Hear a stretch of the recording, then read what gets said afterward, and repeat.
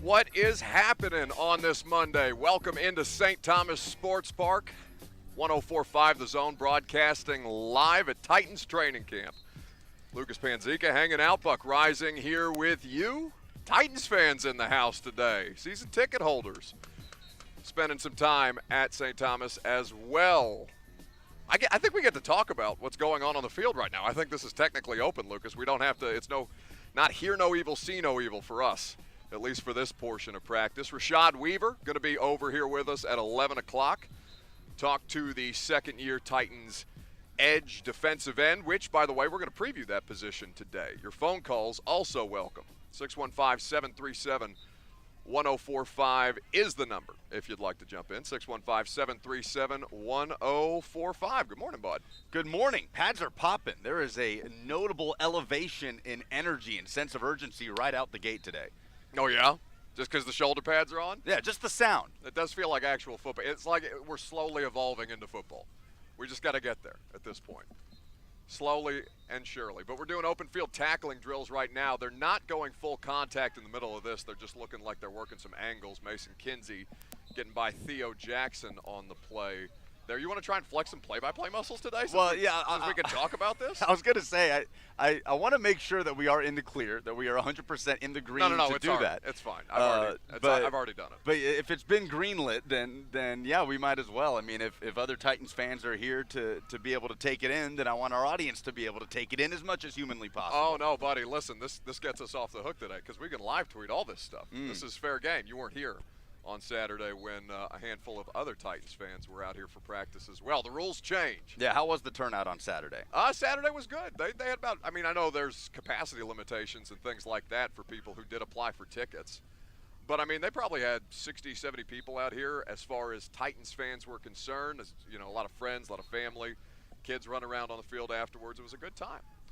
But there was a big news story that broke about 7:30 this morning. Deshaun Watson officially getting his suspension from the independent arbitrator that the NFL went through this time. Sue Robinson, the former judge, making the decision to suspend Deshaun Watson for 6 games and no fine, which I thought was the really interesting part. Yeah, we're getting boos from the audience out there. I'm certain that there are plenty of people who agree with that, and the facts of it are pretty interesting when you read the reporting. The idea that 24 civil suits, now he has since settled more, which probably went into the decision. There's one left. One remaining, and that is Ashley Solis, who was at the forefront of the lawsuits against Deshaun Watson. None of them still criminal at this point. The one remaining out of the 24 that ended up being filed, civil in nature. But the NFL saying you can keep your money. We're going to take, or rather Sue Robinson is saying we're going to take your money. They're not going to take your money. You're just going to sit for 6 games. The question now becomes, will the NFL appeal? And Solis did settle, by the way. She was among those to settle. Really? So we don't know the name. I did not see that reported of the plaintiff that has not yet settled with Watson. Ari Myrov had that Ashley Solis, the first plaintiff that started this entire thing, is among those to settle. Well, that's an important correction by you. Thank you for that.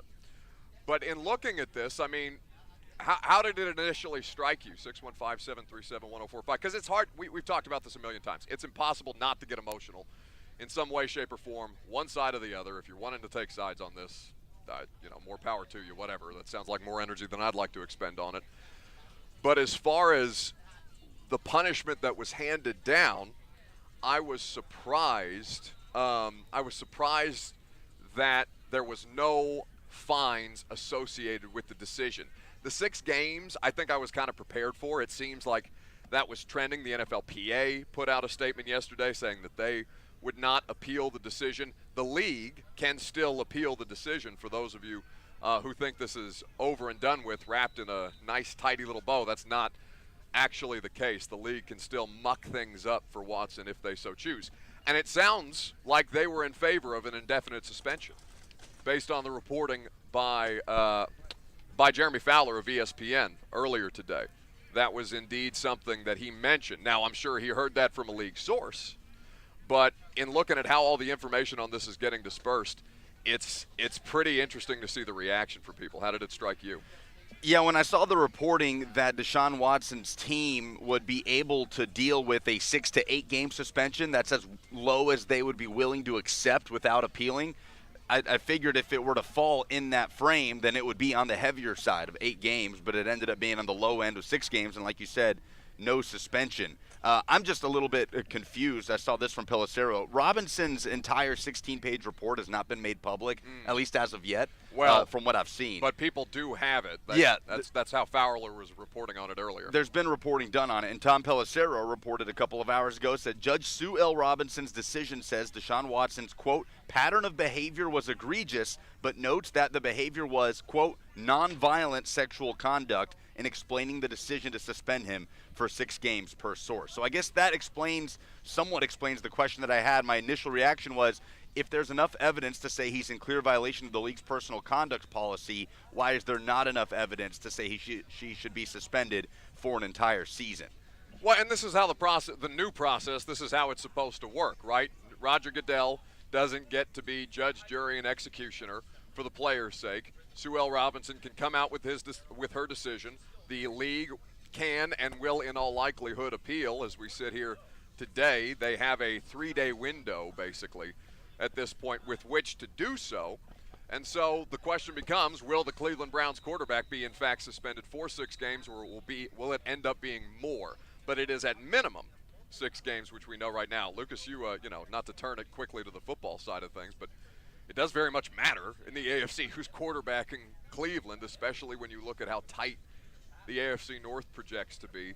I really do think that, I know you looked at their schedule, it does seem like things set up favorably if he was to return after that 6-week period. It does set up favorably. We know that they go to the Carolina Panthers in week 1, that spicy Baker Mayfield Cleveland Browns matchup in Carolina. They're home against the Jets in week 2. They're home against the Steelers in week 3, and the 3rd game of what will likely be the Mitch Trubisky era in Pittsburgh. They are at the Falcons in week 4, and then the back end is where it gets a little bit tougher in week 5 and 6 with the Chargers at home and the Patriots at home. Yeah, so things setting up favorably for Jacoby Brissett and the Browns in the meantime as they await Deshaun Watson, and we will see what continues to happen there. So we'll talk about where the Browns factor in the AFC at this point. We have concrete evidence with which to move forward. For the meantime, buddy, for the meantime. Don't get too ahead of yourself. But we will discuss that coming up next. We are live from Titans training camp, day 5 for the media out on the field, day 6 for the players if you include the conditioning test. They're working red zone one-on-one drills right now. We do not have a favorable vantage point of this particular drill. But we will keep you updated throughout the course of the day because it is public information since fans are in attendance, and that makes it very exciting for us. Maybe I'll force you on the spot like we did at the soccer game. You ready for that? I could use a good warm-up. We got High School Media Day coming up this week. The first high school football game on the Zone is 2 weeks from this Friday, so I could use a little warm-up. You got your undrafteds down? No, not even a little bit. Well, then hold that roster very, very tightly to your chest, my friend. We'll talk about the Browns, Deshaun Watson, and where Cleveland now factors into this AFC race, given that the Titans are going to be in a hotly contested conference. Live from training camp, St. Thomas Sports Park. I'm Buck Rising. It's 104.5 The Zone. Gary.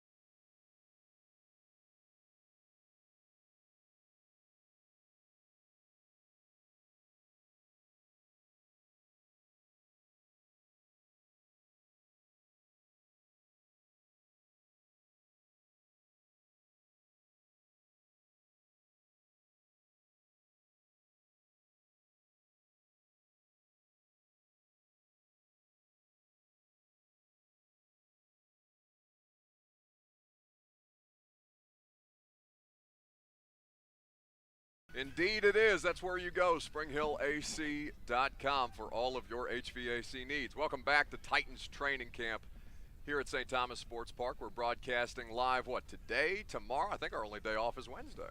Correct. So that'll be nice. Go back in the studio, refamiliarize ourselves with our workplace, and then right back out on the practice field until September.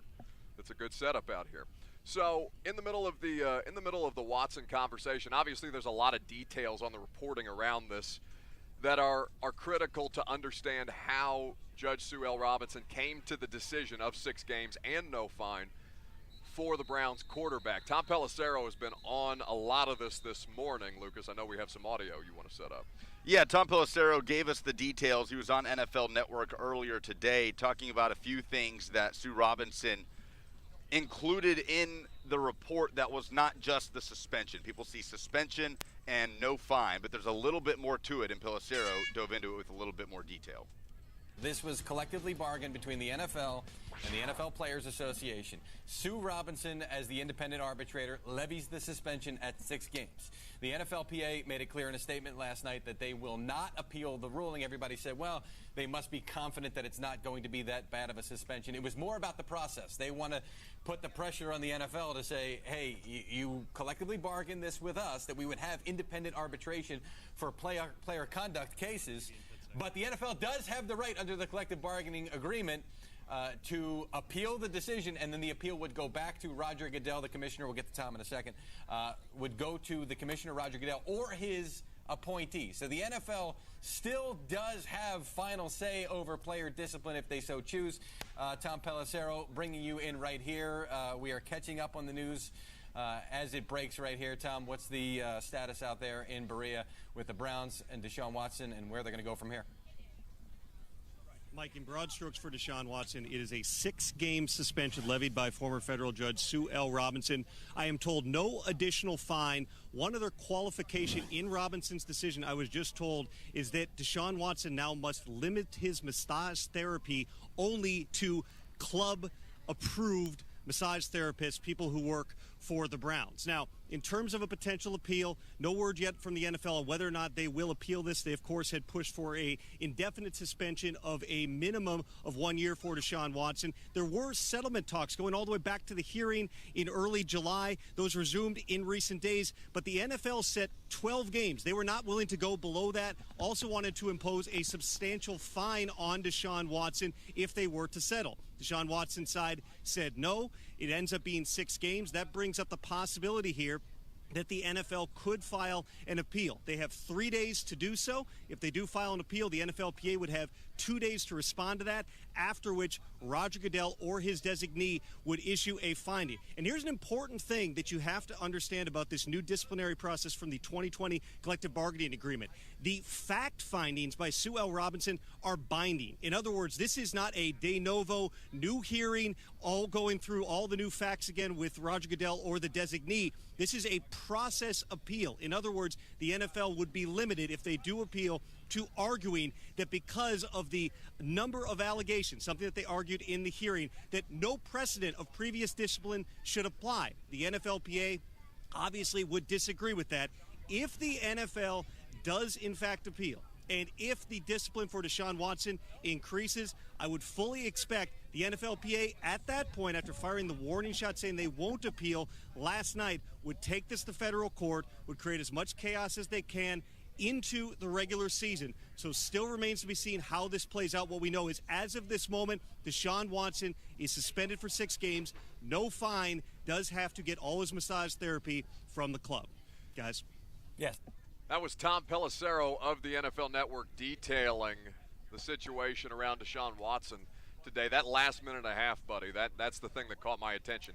If the NFL was to appeal and ask for more than 6 games, what would the NFLPA do to kind of bring this into federal court in the way that Tom Brady did with Deflategate, and the way that Zeke Elliott did when he had his domestic violence situation that he ended up eating the suspension on? That is that's basically the kind of stick that would prevent the NFL for pushing further than they might otherwise. Like, I don't expect Roger Goodell to come out, now that 6 games is the decision by Sue L. Robinson, and say, let's tack let's go ahead and give him a full season. Let's go the full 17. Hell, I don't even expect him to go to double it. I would be surprised to see them ask for 12, just because at the end of the day, the last thing the NFL wants is this thing still in the headlines.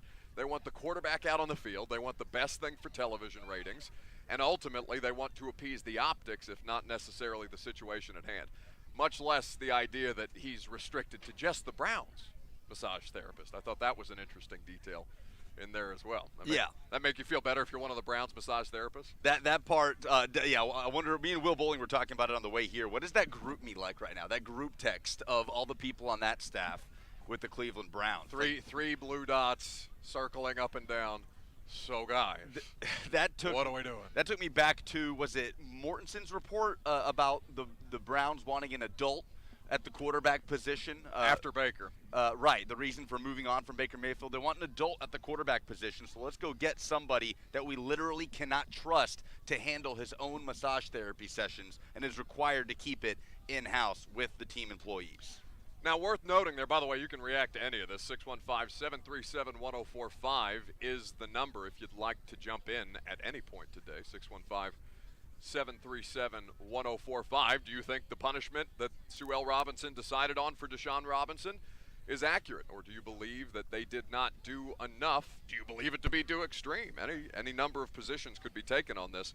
But the portion of that Pelissero report, again, that kind of jumps out at me, there are several.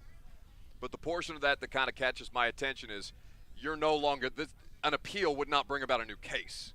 These are the facts that Sue L. Robinson has decided upon in the case of Deshaun Watson and the NFL's personal conduct policy. Anything that the NFL would do retroactively would be based on the facts that have already been laid out. This is not a new set of fact-finding. This is not new. I'm not going to get into legal terminology that I don't want to misuse properly. In fact, we should probably have called our lawyer. We should probably have called Dan Lust today at some point. Well, I figured we would digest the news a little bit and see if Dan could join us tomorrow to dive a little more into the nuance. But this is how the NFL does things now. This is the process.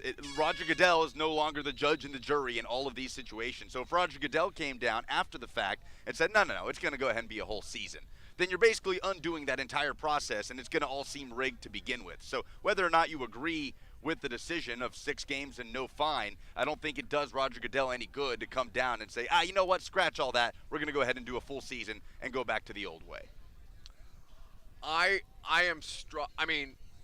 I think that we've tried to handle this whole case as no pun intended, judiciously as humanly possible, because there's so many different sets of information that you were having to apply, so many different cases that have evolved throughout the course of this thing and ultimately landing on the decision that we have now today, and yet still final determination yet to come depending on what the NFL is going to end up doing. But I think for me, this kind of hit me as okay. This is exactly what the collective bargaining agreement asked for. This is exactly what this process was supposed to yield, and any kind of emotions around it one way or the other. And it's easy to get emotional about this, especially if you work in the massage therapy industry, if you know anybody who has been through a circumstance like this, because I can't imagine it's uncommon. I can't imagine it's all that uncommon. Situations like these. Deshaun Watson just happens to be a famous name that is caught up in the middle of one of these stories. The punishment itself struck me as okay. She has more information than I do. If this is the determination, this is somebody who is intimately familiar not with the United States judicial system, but also the collective bargaining agreement that the NFL has put in place. I was fine with the punishment based on that decision-making process. I mean, she's a federal judge, and this is not about whether or not Deshaun Watson violated the law. People continue to mix those things up. Well, he wasn't indicted, so why should he get a suspension? This is about whether or not he violated the league's personal conduct policy. This particular suspension has nothing to do with the legal system. Nothing to do with it. And I see him other than I do think him settling the vast majority of these things matter. That does matter. And again, there's only so you can't completely detach it from the legal process. But yes, largely, it is not. It is unrelated. And the other mistake that I continue to see being made is looking at, well, what about Calvin Ridley suspended for a whole year for betting on games? DeAndre Hopkins suspended for 6 games for a PED, failing a test. Josh Gordon was suspended a total of 78 games for smoking pot. I mean, Plaxico Burress, 4 games for shooting himself in the leg. Oh, I forgot about Plaxico shooting himself in the leg. And you can continue to see these other examples get brought up, but none of those matter. There is no precedent whatsoever for this type of thing. Sue Robinson had nothing to do with the suspension of Calvin Ridley, so they just don't tie in together whatsoever.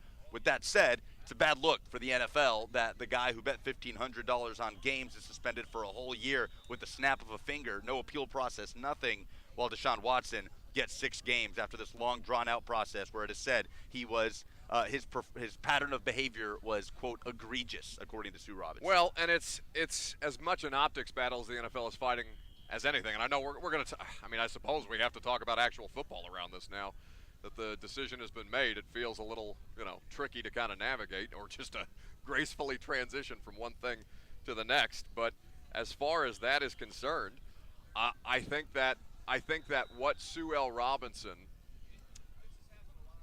the thread that Albert Breer put out, I thought was kind of articulated this better than anybody else that I've seen throughout the course of this morning as this information started to come about. And he had a pretty substantial thread on this online at Albert Breer is where you go. Some more on the Deshaun Watson process.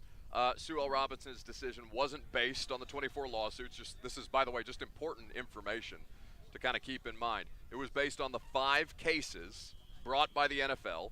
4 of the 5 were plaintiffs.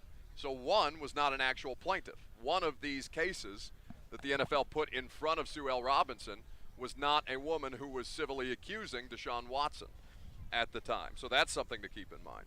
Robinson's decision is based on the 5 cases that the NFL presented her with.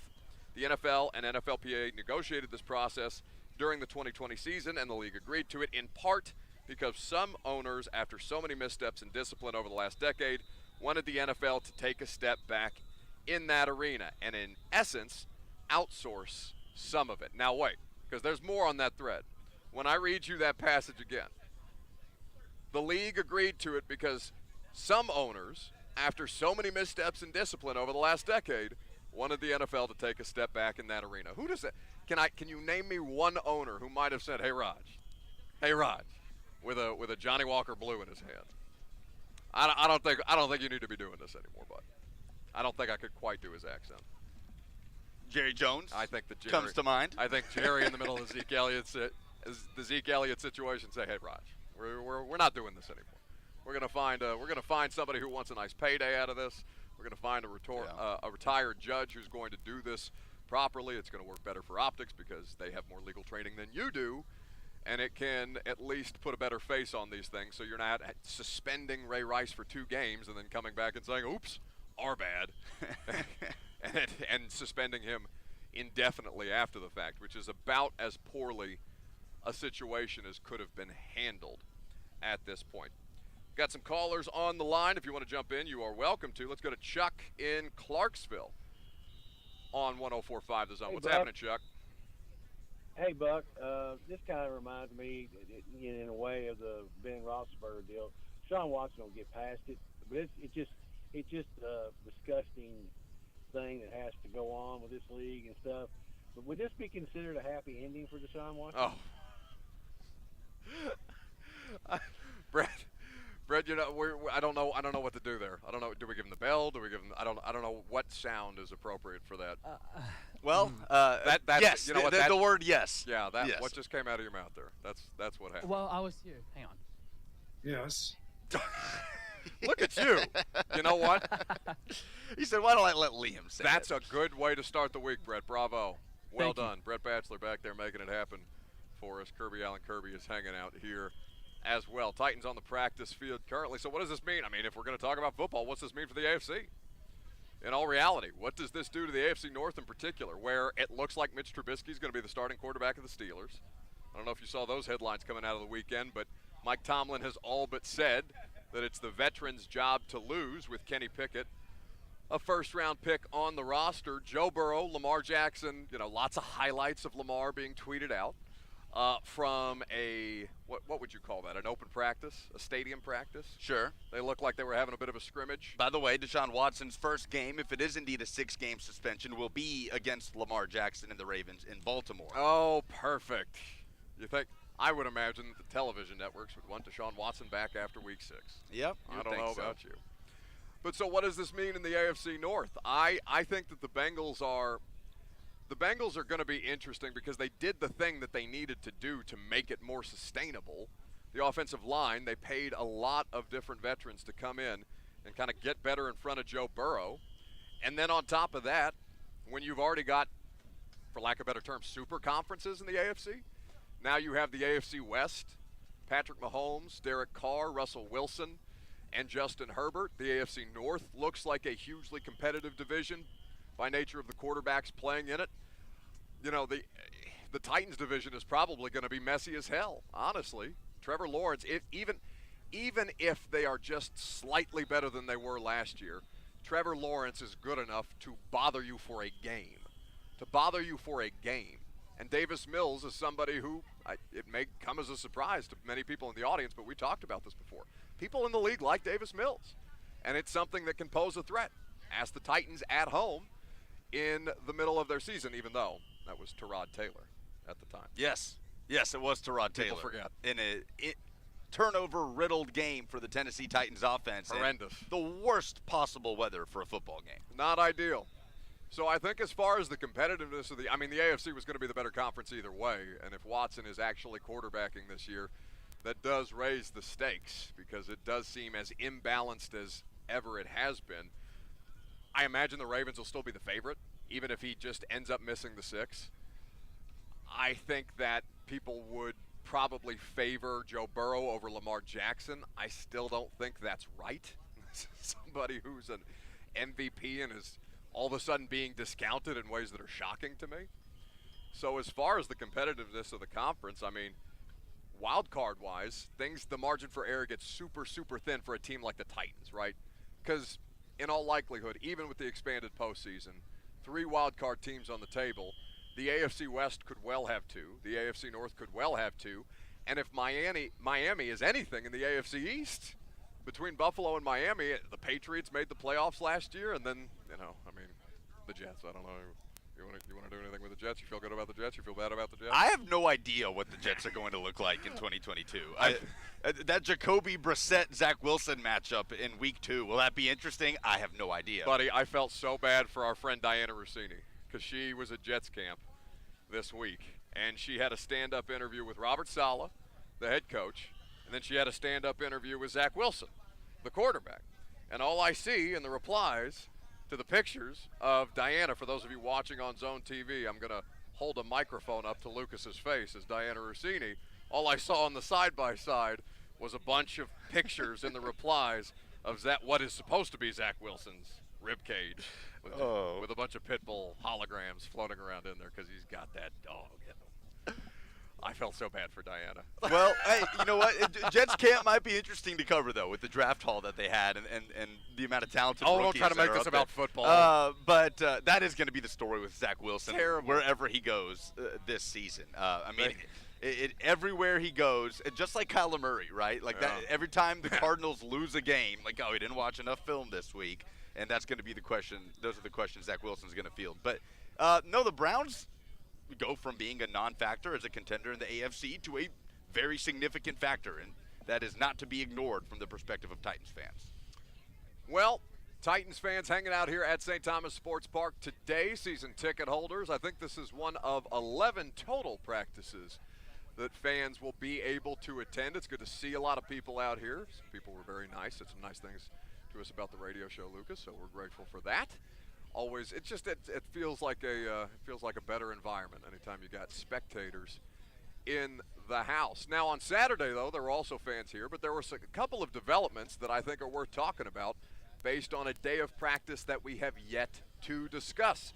2 players dealing with injury, again not out here today. We'll tell you who they are and who's stepped up in their absence, or maybe hasn't stepped up in their absence. Coming up next, live from Titans training camp. It's 104.5 The Zone. Buck, Tennessee Men's Clinic. Okay.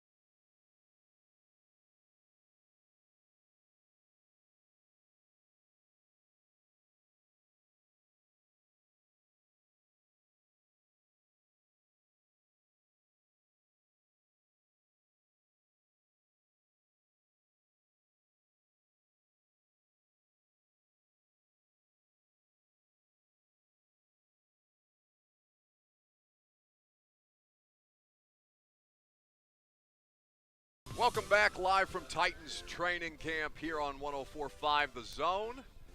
Don't forget, practice wrapping up at 11:15 today. Rashad Weaver is going to come over and hang out with us. Talk to him about what it's been to kind of have I guess he had a semi-normalized offseason last year until was it a broken leg or a leg fracture? I suppose it's some kind of a break in the bone either way, but a issue that cost him his entire season. And looks pretty sharp out here, alongside an interesting group of outside linebackers and edge players that we'll preview for you. We're starting our Titans positional previews today, bud.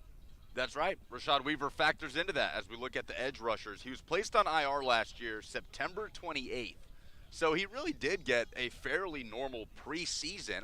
So that's week 3 of the preseason. No, so that's week 3 of the regular season is when he had his situation. So he went through the entirety of training camp, and he flashed in parts of the preseason. So it's going to be interesting as the Titans basically add a new player. Instead of going out and signing another edge rusher, they just bring back a guy that you hardly got to see in actual live football action in the regular season in 2021. So that's an interesting position group that has continuity and essentially has a new face that can produce this year and bring you something he wasn't able to last year while having gone through the last couple of off seasons. So Titans running team drills right now, 11 on 11. Remember, the pads are on for the first time today. Offensive linemen, defensive linemen. Now we finally get a measure of who's going to be competing for the left guard and for the right tackle, though it does seem, buddy, through the early week that it is Dylan Radin's and Aaron Brewer's jobs to lose respectively at this point. And respectfully. Well, maybe. Well, I don't imagine you want them too respectful. They're offensive linemen. They're basically, getting into a car wreck with each other on every play. How much better does Dylan Radins look to you just physically? I feel like he looks like a different guy, but maybe that's because I didn't see him in person nearly as much last year. Well, sure. I mean, how many times were you out here last year? I came out once last year. Okay. Well, I think that's a fair assessment. Yeah. I thought you were going to say, That's why I'm asking you the question. Okay, settle down. Yes, he physically looks like he's been through an NFL offseason with a proper weight training program, and he looks to be physically in shape. He looks like he's filled out his uniform. What did Mike Vrabel say about Caleb Farley a couple of weeks ago? That he no longer looks like he's hanging on a coat rack, basically. That the jersey is no longer hanging on a coat rack. Yeah. So that's the case for Caleb Farley, who's filled out nicely as far as the NFL strength and conditioning programs are concerned. But it's not just about physically. It's about how has he improved from a technical standpoint.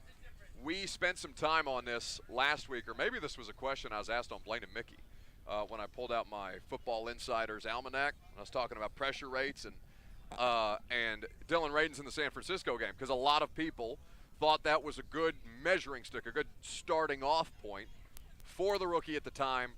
Lawan can't go due to issues in the recovery process with the ACL. Kendall Lamb gets COVID the day of, so your backup left tackle has tested positive, and you're having to throw your second-round rookie out of the FCS in against Nick Bosa for his first official start. And people looked at that game, looked at the amount of pressure that they were able to keep off Tannehill and said Dylan Radins did a good job. And if you went back and looked at it more individually, you would say, okay, given the circumstances, he played well enough for them to win the game. That's the thing that matters at the end of the day. But from a technical standpoint, he's got some significant things that he can improve upon. He had a couple of blown blocks. He gave up a sack, and they were helping as far as the protection was concerned to try and make sure that he wasn't out on an island against that good San Francisco 49ers front. But we need to talk about what happened at practice on Saturday. First, though, you told me that Jimmy Wyatt is out here tracking completion percentage in practice today for Ryan Tannehill. No, he has been from the jump. From the start of camp? He has tracked every single 7-on-7 and team drill, completion or incompletion, by Titans quarterback Ryan Tannehill. I'm telling you, this is why Jimmy is the best of us, because I just do not have the bandwidth for completion percentage at training camp. But anyway, so what does Ryan Tannehill look like today on the field? They are, for the audience listening on FM radio, and I guess watching on Zone TV, Facebook, YouTube, Twitter, and Twitch. Happy to have you here with us. They are on the second field right now, and they've got the reserve guys, or the team that's not in, standing on the sidelines, so our vantage point is not great. They have broken up team drills for the time being, though. What's Jimmy saying about Tannehill's performance on the field? It doesn't include what we've seen so far today. And the early portion of team drill saw a completion over the middle to Chigakonkwo, a nice pass breakup by safety A.J. Moore on the far sideline against Traylon Burks. I have not seen an interception yet today from Ryan Tannehill, but coming into the day, Jimmy Wyatt has him at 34 of 40 with no interceptions so far in those periods. Well, I mean, good completion percentage in training camp practice is fine. Like, I'm not saying it's a bad thing that he's completing his passes. It's that he's not better than not good completion percentage. I would say that's accurate, but not all completions are created equal. All right, you little jerk. I'm telling you, like, so how many games? I think it was the Cowboys game. Marcus Mariota had like the second best completion percentage in the history of the sport. No, the Texans game. The Texans. It was game. in Houston on Monday Night and they Football. were all like 3 yards in front of his face, like he's just straight up throwing it right to Jeremy McNichols. Deion Lewis. It was a Deion Lewis game. Yeah. Just check down after check down after check down. So yeah, you can do the Tua thing, and you can have the best completion percentage in the history of the sport, or we can talk about yards, basically air yards per attempt. How far is the pass going through the air to determine the degree of difficulty on the completion? Like, again, not all completions are created equal. Yeah, so Marcus in that game, 22 of 23 for 303 yards and 2 touchdowns. 95.7% completion, second highest all time in a single game, behind the one and only Phillip Rivers.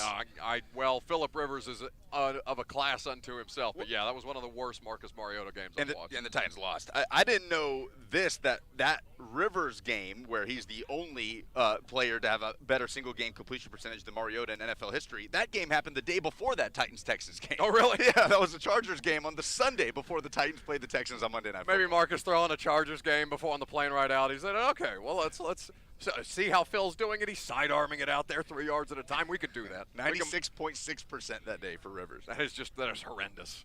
Not all big numbers are good numbers. But here's the thing, okay? Because what was the talk of, you want to play a little trivia? Do you remember back to training camp last year? What was the biggest narrative about training camp last year? We had a more normalized training camp. We had a situation where we could come out and observe practice. What was the biggest impression that last year's overarching training camp had? It was, man, you know what? Tannehill's been throwing a few more interceptions. Tannehill out here throwing picks. Now, it's not the end-all be-all, right? It does not mean because he was throwing interceptions in training camp that he was having a harder time in the season. Of course, I honestly think that if you're in a position to make mistakes during training camp, it'll allow you to see the film after the fact to improve upon that. I don't think interceptions in training camp is the end of the world. But I do think a cleaner performance from Ryan Tannehill, it would go a long way just in terms of what they are trying to build on. Because it's going to be slow going out the gate. I mean, that is what it is. They've got a lot of new pieces and parts. They're probably going to run the football and play defense early on. They're probably not going to get crazy with the passing game, especially given who their Week 2 opponent is on the road in primetime at Buffalo, who is the Super Bowl favorite right now. You will probably see a more conservative, efficient approach from Tennessee, which is basically the style of football they like to play anyway. But if Tannehill can execute that better, what ends up being the difference between a 19-16 playoff loss where your defense gets 9 sacks and you just don't throw the 3 interceptions. That's the kind of thing that we're looking for out here. How is he learning from his mistakes? Where is the improvement day to day? And, you know, the age-old cliche in football of stacking days. Julio Jones is in and out of practice throughout training camp last year, right? I mean, A.J. Brown's dealing with something here and there. Julio had like a catch in the back of the end zone. He came down funny on his back, and then we never saw him again. Right. They bubble wrapped him.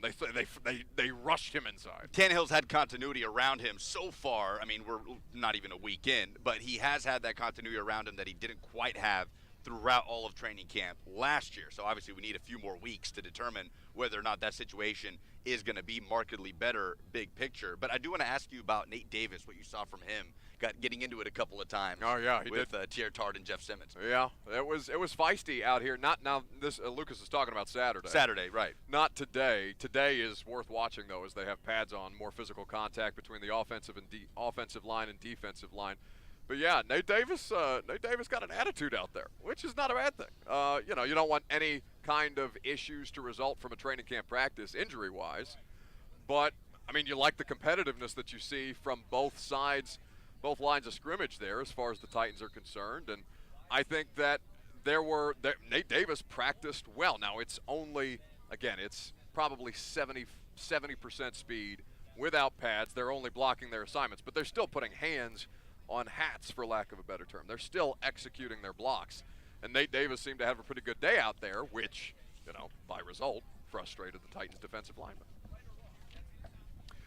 We will get into what we are seeing today at practice. It's getting ready to wrap up here in about the next 30 minutes. Rashad Weaver going to come over and hang out with us afterwards. We'll talk about the training camp that he's having and basically a second rookie season and how this edge group for the Titans is looking like it could be a hugely productive piece of the defensive puzzle. We're going to give you a full preview of that position group as we go day by day, previewing positions. Are we basically just doing that by which player we have on any given day? That's the plan. I like that. That's a good order. All right, I'm Buck Rising. This is 104.5 The Zone.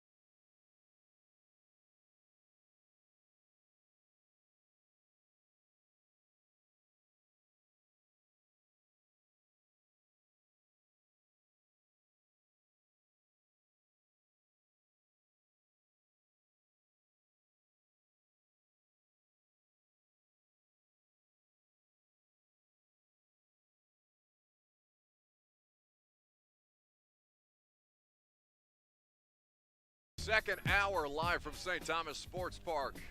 Welcome in to 104.5 The Zone. We're hanging out here with you. Hope you're having a fantastic start to your week. No better way for us to start ours than hanging out at Titans practice today. We got Will Bowling out here scurrying the sidelines somewhere, Kirby Allen Kirby, amidst a haze of cigarette smoke. Lucas Panzica hanging out with us, and Brett Batchelor making it go. We got team drills happening in the end zone closest to us. A run to the left, Dontrell Hilliard. Now, I think he would have been tackled. Definitely made it past the line of scrimmage. I don't think he would have made it into the end zone. But pads on today, at least a little more contact for people to enjoy. You're all right. We got Titans fans hanging out. People trying to duck in front of the sight lines here. That's all right. You're just fine. I promise I can see over you. But I appreciate the effort out here. It's good to see people. Good to have you guys here with us. 615-737-1045 if you want to jump in. 615-737-1045. That's the number for you. Ryan Tannehill back to pass. You got Hilliard the back of the end zone and off his hands for an incompletion. I'm trying my play-by-play muscle out. Yeah, right there in the back corner. Couldn't reel it in. Yeah, unfortunate. He made some good plays in the bubble the other day. He had a crazy bobbled catch from Logan Woodside. Your boy Josh Malone had a similar one from Woodside yesterday. I saw that. Yeah. I've got a lot of people, or I know a lot of people who work on the Titans staff that went to Tennessee, and they are actively rooting for him to make the squad. He seems to be both a fan and a team favorite out here. Not a huge surprise, but Hilliard probably the most noticeable running back, not named Derrick Henry, in the early portion of camp. Yes, worth mentioning that Dontrell Hilliard has gotten the bulk of the snaps today. As I am sure you will soon see Derrick Henry start to get bubble wrapped ahead of the preseason. Not necessary for him to be doing too much work right now, even as contact has increased slightly. But Rashad Weaver going to be over here with us after practice wraps up.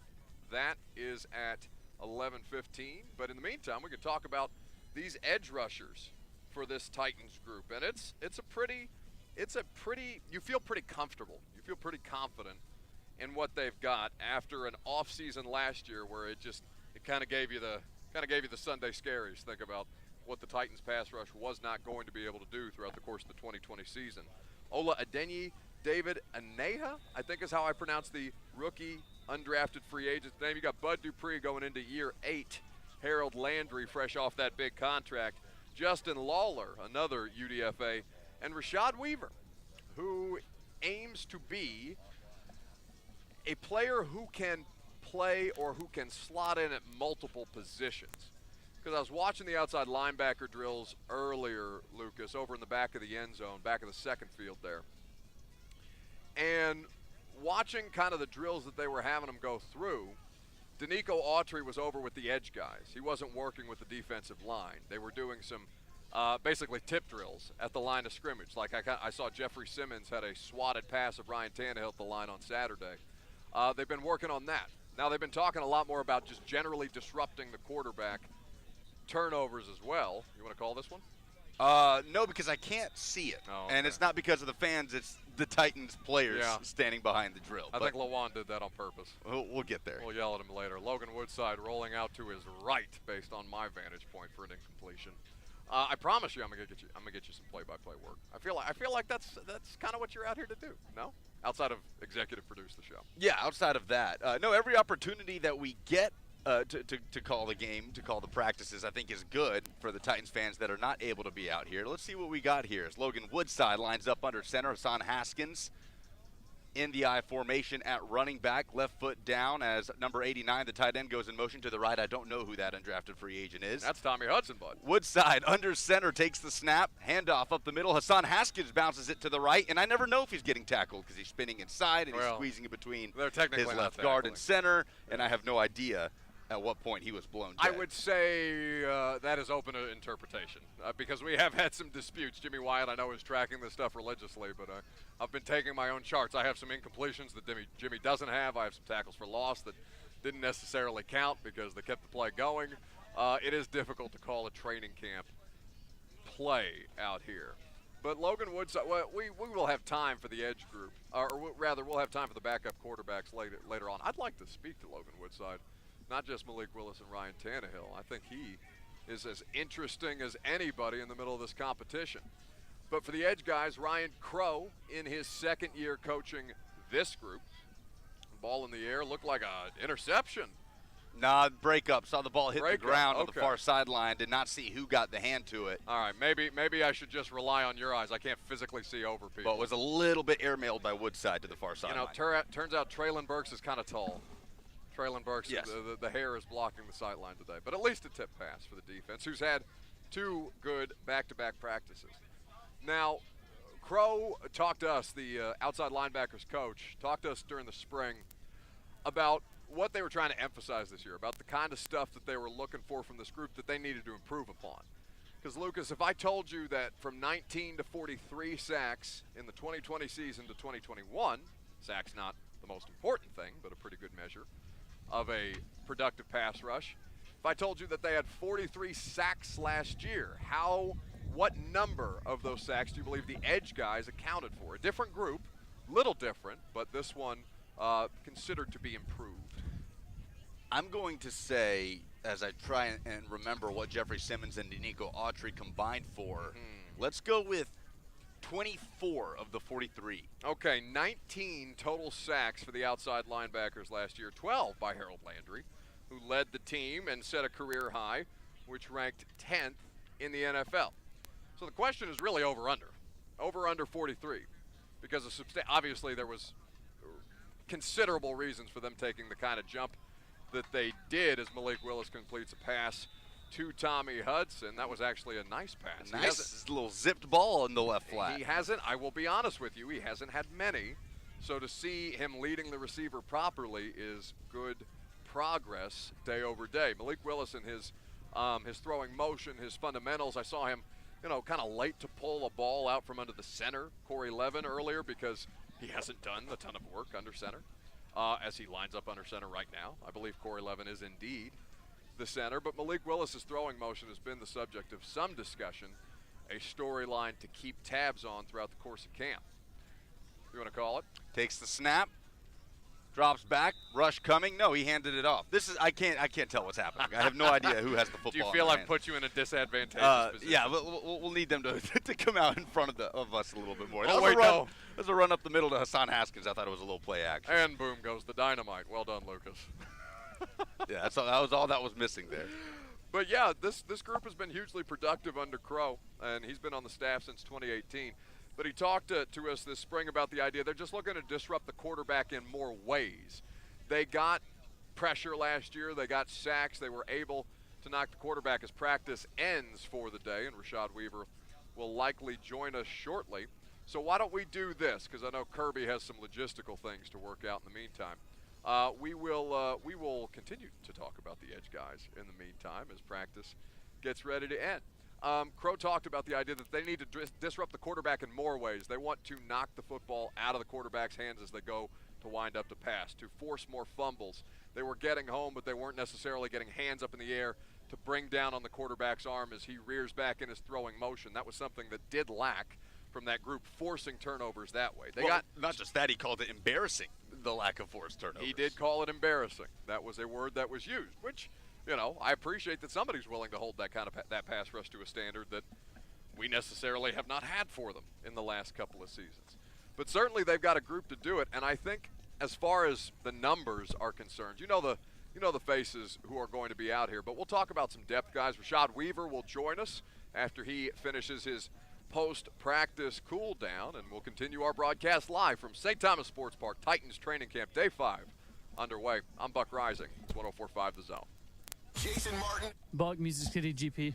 Such great stuff for the fans to call in about.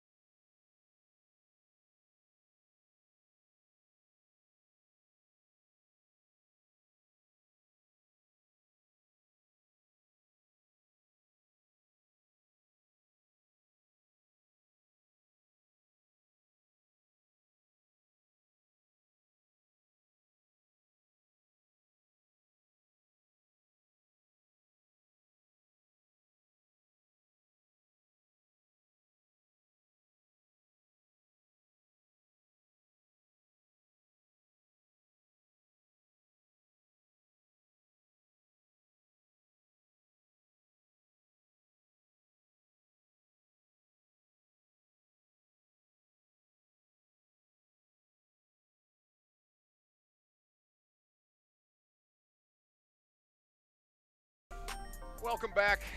Titans practice just wrapping up for the day here at St. Thomas Sports Park. Players are starting to break, sign autograph for some season ticket holders that are hanging out here today, and Rashad Weaver, who will join us here shortly, working on some post-practice pass rush sets right now with some of the vets and his coaches. So we'll catch up with him here in a little bit. Now, Lucas, you told me you had a stat regarding pressures with Bud Dupree and Harold Landry on the field, and without Bud Dupree for Harold Landry. What kind of information do you have to share?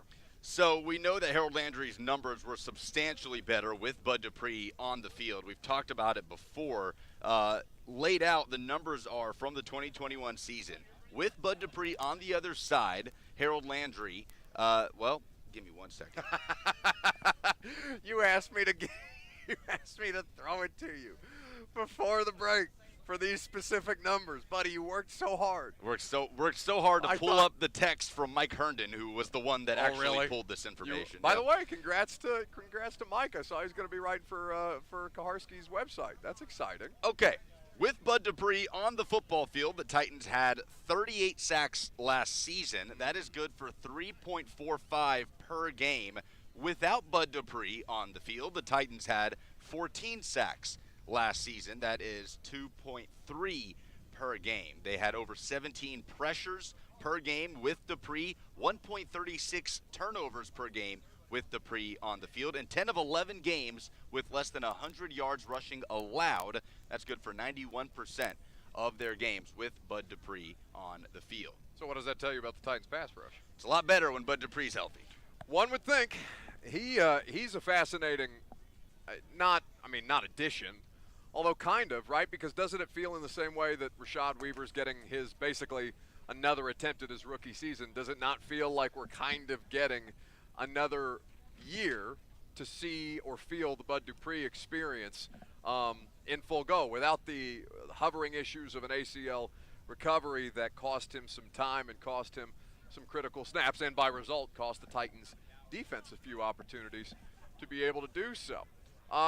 His impact is something that I think you could tangibly tell. I mean, Pittsburgh, whether it was motivated by just the opportunity to go back and play against his former team, but he had a couple of snaps there where he just straight up grabbed a couple of offensive linemen by the arms and just threw them down in front of Ben Roethlisberger as Rashad Weaver makes his way over to the desk here on 104.5 The Zone. What's happening, big dog? Get you set up here in just a second. First day trying to get right. That's right. We got reach on him, Kirby. We good? Now we got you. What's happening? What up with the boys, man? How we living? Living great, feeling better. Yeah, no question about it. You guys have been very, very active as a defense in the last couple of days. Feel like you guys have had some good energy going about. Yeah, I mean, you got to set the tone as the defense come out there. If you don't have that energy, it's going to be a long practice. And, you can look around. There's always sometimes at the beginning of practice, sometimes midway through, it kind of dies down, and the leaders step up and tell us we always got to have that juice because that's what carries the defense through hard times, All right, it looked like you were working on some of that after practice. What kind of reps were you trying to improve on after things concluded here today? Yeah, just constantly working on bent elbows for pass rush moves and violence with my hands, and then, getting in some special teams reps because, in this league, if you're not a certified starter, you got to be on special teams and, to make rosters and even to get defensive reps, you got to be on special teams at the same time, Rashad Weaver hanging out here with us after Titans training camp on 104.5 The Zone. So you ask around before you have one of the guys on. You want to get a good feel, especially because we don't necessarily know you guys like we would the older dudes. Yeah. It's a little different the last couple of years, you dudes coming in the league. But I can't get anything but glowing reviews from anybody about you, Rashad, both on the field and in the building. And certainly your coaching staff was very, very appreciative of that thing that you were talking about, that ability and that willingness to participate in special teams. So it's not going unnoticed. Hey, I don't do it just for the notice. I do it for myself because I know where I want to be, and I do it for the team to try to help us win. But, when it goes noticed, that always feels good. But whether it was going noticed or unnoticed, I'm going to keep doing it, help me get here. But I try to be out of the building, in the building, good to everyone, just good vibes, chilling, always happy. When I'm not happy, it's because I'm maybe sleepy, so I don't sleep, something like that. But couple of meetings in the morning. Yeah, Or Mike wake you up at the start of the day. Mine hit me those later in the day meetings. I'm good in the morning. Yeah? I can hop up out the bed and be ready, but after you eat that big lunch, after having a nice day of practice and you get in those meetings, you got to make sure you stay away from those long blinks. No question. long blinks, a danger out here on the practice field at St. Thomas Sports Park. So for you, where do you want to be this year? I mean, it feels like you're almost getting a redo on your rookie season. Obviously, the unfortunate injury early in the season for you last year after a strong. It seemed like you were coming on in preseason, felt like you were kind of hitting your stride. Where do you want to go this year? I just want to, again, I look back at that film preseason. I made plays, obviously. That was just from being a football player, but there was so much I could clean up from there. I want to turn on the film from these preseason games and just see, good technique, good fundamentals, along with making the production. That's when you feel good about yourself. Coaches feel good about yourself. The older guys see you know what you're doing and you're playing with techniques, and they start getting trust in you. And I just want to, that's all we talk about is finding our role in this team. And, wherever it ends up being, once the season kicks off, be ready for it and just continue to earn my reps on the field, because they're not going to be given out to me here. We got a great defense, a great outside linebacker room where all those reps are going to be competitive and earned, and you got to be able to produce with the proper technique and not put the defense at risk for big plays while you're out there. Bud is somebody who I know who's had an impact on you throughout the, pre-draft, coming into the league, and now you guys are on the same team together. I know you guys were spending some time during the offseason together. That wind is brutal out here on the microphone. Take us away, man. Kirby trying to get the audio situation right out here. But for Bud and his impact on you, Rashad, how big has he been? No, that's my dog, man. I mean, off the field, on the field, we're always chopping it up. He knows, when I have some tough reps or I look like I'm getting a little down out there, he pulls me over and we talk about it.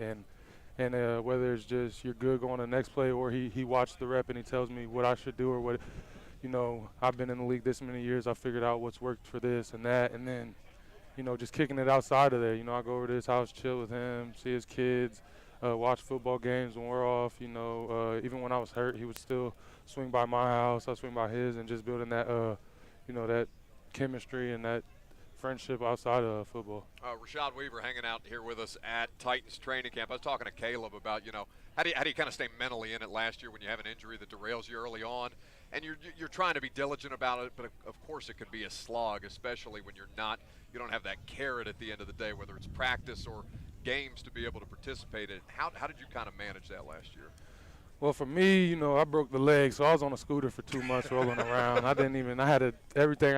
Anything I did was one leg, not weight bearing. Yeah, so for the first 2 months, I was just kind of like, F it. I'm on the couch chilling. Yeah. There ain't nothing for me to even worry about. Like, I can't go do anything at the facility. I can't even rehab besides my little 30 minutes, do some upper body here or there. Even the first couple weeks, you can't even sweat because of them stitches and stuff. So the first couple weeks, those first 2 months, I was just chilling. I was like, there's no point in being disappointed. Still got a little money coming in the bank. Just watch football, relax, try to keep that mental strong. When you just think about being hurt all the time, or thinking about what if, or if I was out there, this, that makes it worse. So I was just trying to look at the positive. I don't know why. I haven't figured out why it could be. I could tell out in the first game, or it could be in 3 years why it happened. But, I think everything happens for a reason. So I'll know when that reason is, and it'll click and it'll all come together. So that's really what I told myself throughout the thing, and something I've always relied on ever since I tore my ACL in college. That was what I learned a lot then, and it definitely helped me here. And in the meantime, just continue to manifest that good energy out here. Good on the practice energy, field. man. Good vibes. You feel me? Seems to be the trend. So with you right now, as far as like working skills and kind of getting technical with it, the length for you, and obviously a lot of guys in your group, whether it's Jeff, Bud, Danico, you guys have above average length, which certainly helps in certain pass rush situations, especially speed to power. How are you kind of being coached up on how to use those, God-given gifts? Yeah, I mean, you always got to play with body lean. If you're standing straight up, anybody can move you around. But when you get that body lean along with the length, it's a long lever, and you can kind of throw around anyone.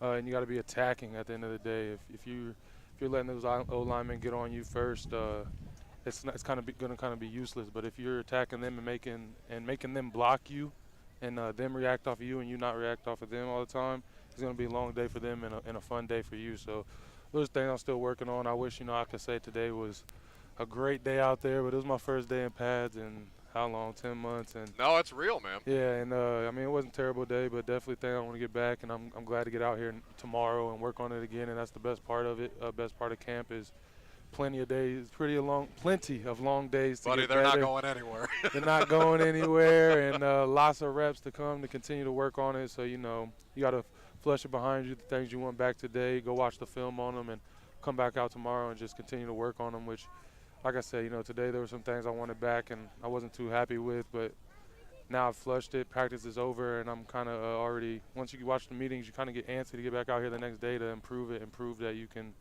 do what you weren't doing the day before. So we're talking to Ryan Crow, the outside linebackers coach for those in the audience. We're talking to Crow the other day about, wanting to disrupt the quarterback more as far as turnovers are concerned, whether you're getting hands up in the air, trying to swat down the ball before it comes out, force fumbles and things like that. But every time we talk to him, Rashad, he is so serious. It cracks. Is he like that in the meetings too, or is it just? He wishes he could be, but with our room, like Bud, Ola, me, Harold, all them guys in there, we get it out of him, and he gets some laughs in there. And I don't think I've seen Ola without a smile on his face. Exactly. Yeah. Today, Ola ran out of practice. I was smiling too, but he was cheesing so hard. I was like, Ola, what are we smiling at right now, dog? Like, what are we? And he was like, "You're smiling too," and I was like, "Bro, you're ear to ear. I mean, I guess it's full pads. Let's go, baby." It's infectious. It's a real thing. Yeah, that's a happy guy right there, man. No, that I mean, you guys kind of give off that as a unit. And we're still kind of getting to know, but it's different now without the COVID protocols between media and players, and kind of getting a better vibe for you all now that you've been with the team for a couple of years now. But it seems like you guys kind of emanates throughout the whole group. Yeah, I mean, and like you said, these days can get long, and we're out here banging. Hold on. We're out here hitting each other. Hey, listen, if that's what pulls you up on FCC radio, buddy, you are 10 times better than Lawan. I've had to fight him a couple of times. We're clearing it. We're out here hitting each other. And, earmuffs, baby.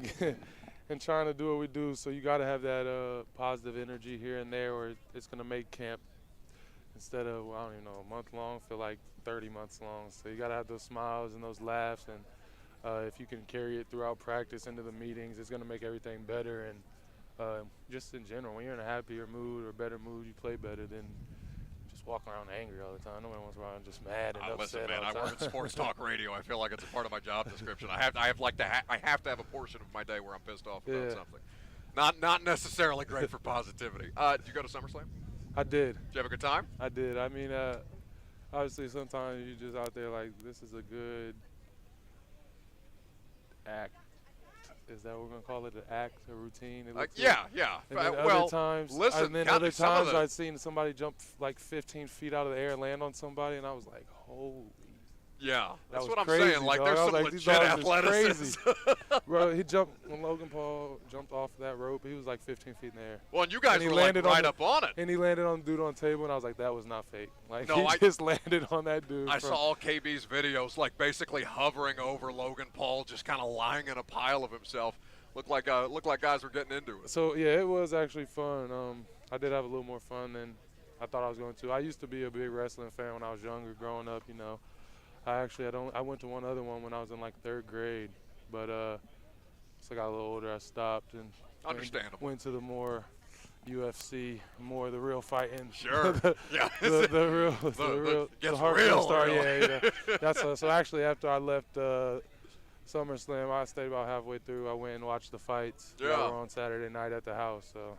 No, looked like the team had a good time out there. It was, get out there. McAfee probably try to get a couple people out there in the ring with him, but I don't know. I seen Pat do that pack flip. I was shocked. I mean, I know Pat's an athlete, but it's crazy. The whole time. I mean, I just wanted to clothesline somebody in there just to see what it's like. Just bounce off the rope, full speed, clothesline somebody.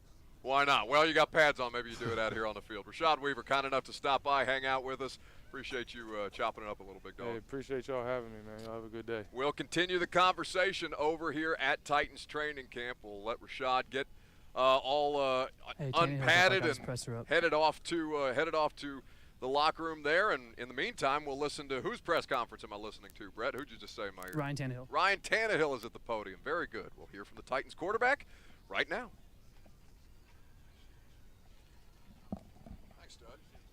Hey, go ahead. The audio's messing up. Okay, we're having audio difficulties apparently with Ryan Tannehill at the podium, so I'll keep talking to you in the meantime. Titans quarterback having a good camp so far in the meantime. Turnovers have been something that are obviously going to be a talking point with Ryan, but the practices for him have been very clean to this point. He has been pushing the ball down the field. You have seen a couple of different targets materialize in clear and obvious ways, whether it be Robert Woods and the contested catches that he's making, whether it's a situation where Josh Malone is making some of these bobbled catches that end up on the practice highlight reels after the fact, developing trust with Traylon Burks and Chigakonkwo, Austin Hooper as well. It has been it's been a pretty interesting study to see how Ryan Tannehill kind of reacts with all of this stuff going on in the meantime. And I think, Lucas, for his part, he's handled it quite well. Yeah, it's certainly been a better start to camp than it was last season for Ryan Tannehill. Take it for what it's worth, however much you think training camp has to do with success in the regular season. The early vibes have been good for pretty much the entirety of the Titans offense. Health-wise, performance-wise, everything has been positive. I think that's the biggest takeaway from the first – we've been out here, 5 days if you include Saturday. Everything has been positive on the injury front, on guys getting reps in that you had concerns about throughout spring and OTAs. I mean, there has not been an overwhelmingly negative storyline. If you have to find one, I guess it's that Elijah Molden was not present out there today after stumbling a little bit on Friday. Well, less positive for Elijah Molden. Roger McCreary's playing well enough to where that is going to be a legit competition to watch. But Brett tells me we now have Ryan Tannehill, so why don't we come out here to the podium? I'm excited to be working with Malik, and he's done a good job of trying to do what we're asking. You'll have to ask Pat or Todd or Coach Vrabel, on evaluating him. But I enjoy working with him. He's a really good dude. He's coming with a great attitude and is trying to get better. So, from my seat, that's all you can ask for. All right, you're first, you're second. Sorry. What have you seen out of Phillips' game so far that you like? I know you haven't probably gotten a lot of reps with him in terms of team and that sort of thing, but what have you seen out of him? Yeah, he's a shifty player, obviously. Shifty, speedy. Has done a good job in the slot for us of finding ways to get open. Had a rep, I think it was Saturday, versus man coverage, was able to lose his defender at the top and win by 7 yards. So I think Logan was taking that rep with him. But he's done some really good things and excited to see, hopefully continue. He's starting to get those reps with me now, so hopefully we can build that relationship and continue to progress, with the one group. Robert Woods, how do you see him come in and just be a leader with them there? Yeah, no doubt. Robert's a leader. He comes in, he has a presence about him, and has done it for a long time. So guys respect him, and he's a really good dude. As we grow our relationship on the field, just getting used to what he does well, and he's so smooth. That's one thing I noticed immediately is he's so smooth with his routes. He's able to transition really well, and it looks like he's going 100%, but he's not. And he's able to transition extremely well. So for a quarterback, that makes it easy to throw the ball to him. I know you're not a doctor, but are you impressed with just how quickly it's going to become and be up to speed? Yeah, just going back to the spring, see him kind of building up, and then weren't really sure what his plan was going to be as we came into fall camp. So excited that he's able to get out there, get some really good work in the 7-on-7s and the team periods. But you're with somebody like Phillips, and you haven't thrown that much to him up to this stage, but you're able to recite the details of a rep he had with Logan. How closely are you watching reps that guys have with the other two quarterbacks, and how important is that to know those reps as well as you know the reps that you have? Yeah, no doubt, it's huge. Whether it's Kyle or any of the guys, I'm constantly watching. The way guys run routes. They might have not even got the ball. They might have been a backside route on a basic or something, and the ball didn't come their way. But I try to, on tape, just go back and watch their body language, see their movement at the top of the route. And if a guy's consistently winning, even if he's not getting the football, you remember that as a quarterback. So it gives you a lot of confidence. If you do get an opportunity to play with that player, that they have an opportunity to win. How long was a grab bag for you on who you were going to throw to every day in practice? You just didn't know who was going to be out there.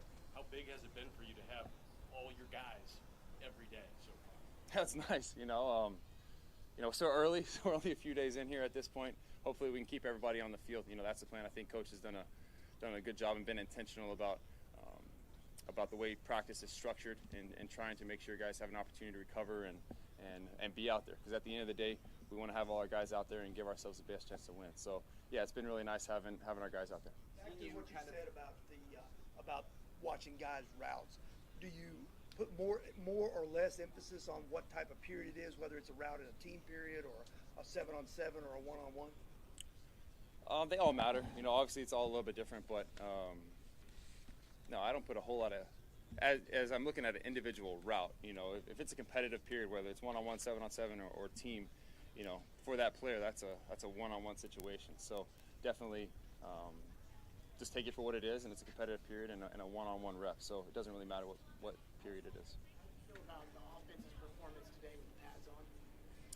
I don't think it was clean enough. We had some opportunities, had some drop passes, just some situations where we weren't playing clean enough. We got to play clean football down in the red zone.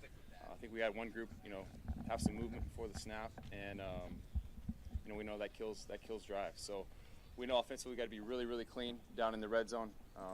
Clean on the details. Every inch matters. If we're running the football, if we can push the pile for an extra yard, that's going to be huge.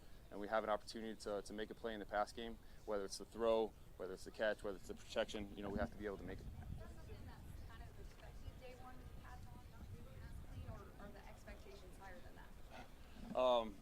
I expect to go out there and execute no matter what situation is. Obviously, it's a little bit of an adjustment with the pads on. Everyone's adjusting a little bit, but there's no excuse there. We expect to go out and execute no matter, whether it's helmets, whether it's uppers, whether it's full pads. So, look forward to making these corrections. I thought we did a lot of good stuff too. It wasn't just like, everything was bad out there. We had some really good operational things that I was proud of our guys, and checks that I made that the guys were able to jump on board with.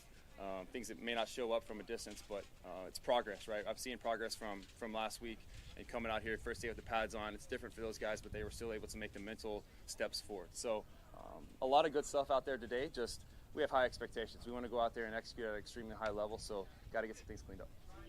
Spending extra time with Chig and Hoop and Steckel, being intentional about working out timing with them, different things like that. How do you feel like your relationship with them has grown since they first got in here? And do you think they can bring something to this offense that maybe wasn't here in previous years?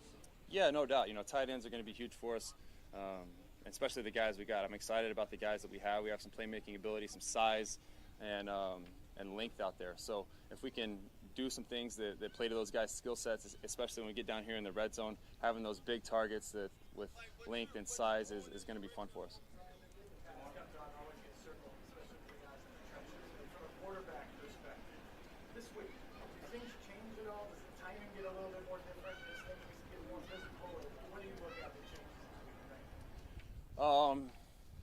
Things speed up a little bit. I think the D-line's geeked up to rush, so when you're in team periods, things are happening a little bit faster up front. Things are a little bit more physical down the field with receivers getting jammed and stuff like that. So I wouldn't say it's a night and day difference, but there definitely is a difference just as far as the fluidity of the offense when the pads come on.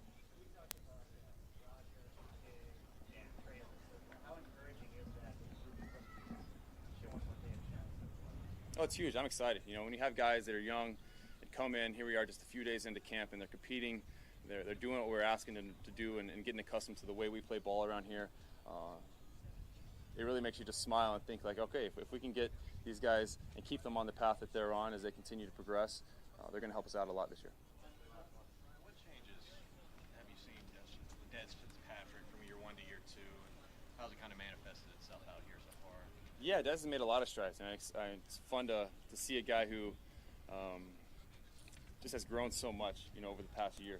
Kind of came in last year and maybe didn't have the camp he wanted to, and then progressed throughout the season last year. Really got a lot better. It was fun to watch him make plays, in practice, and he's kind of translated that into this year. He's on top of all the details now. You ask him a question in the meeting, he's on top of everything. So it gives the quarterback a lot of confidence to know that a guy is going to nail all the details mentally, and then also he's being able to do it physically. So excited to see the progress he's made.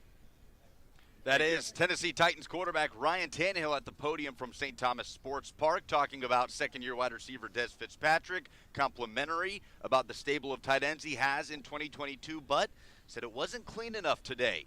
on this Monday at Titans training camp. We'll get into that and Will Bowling's practice observations when we come back. It's the Buck Rising Show on 104.5 The Zone. This is. Hey, you got 5 minutes. Thank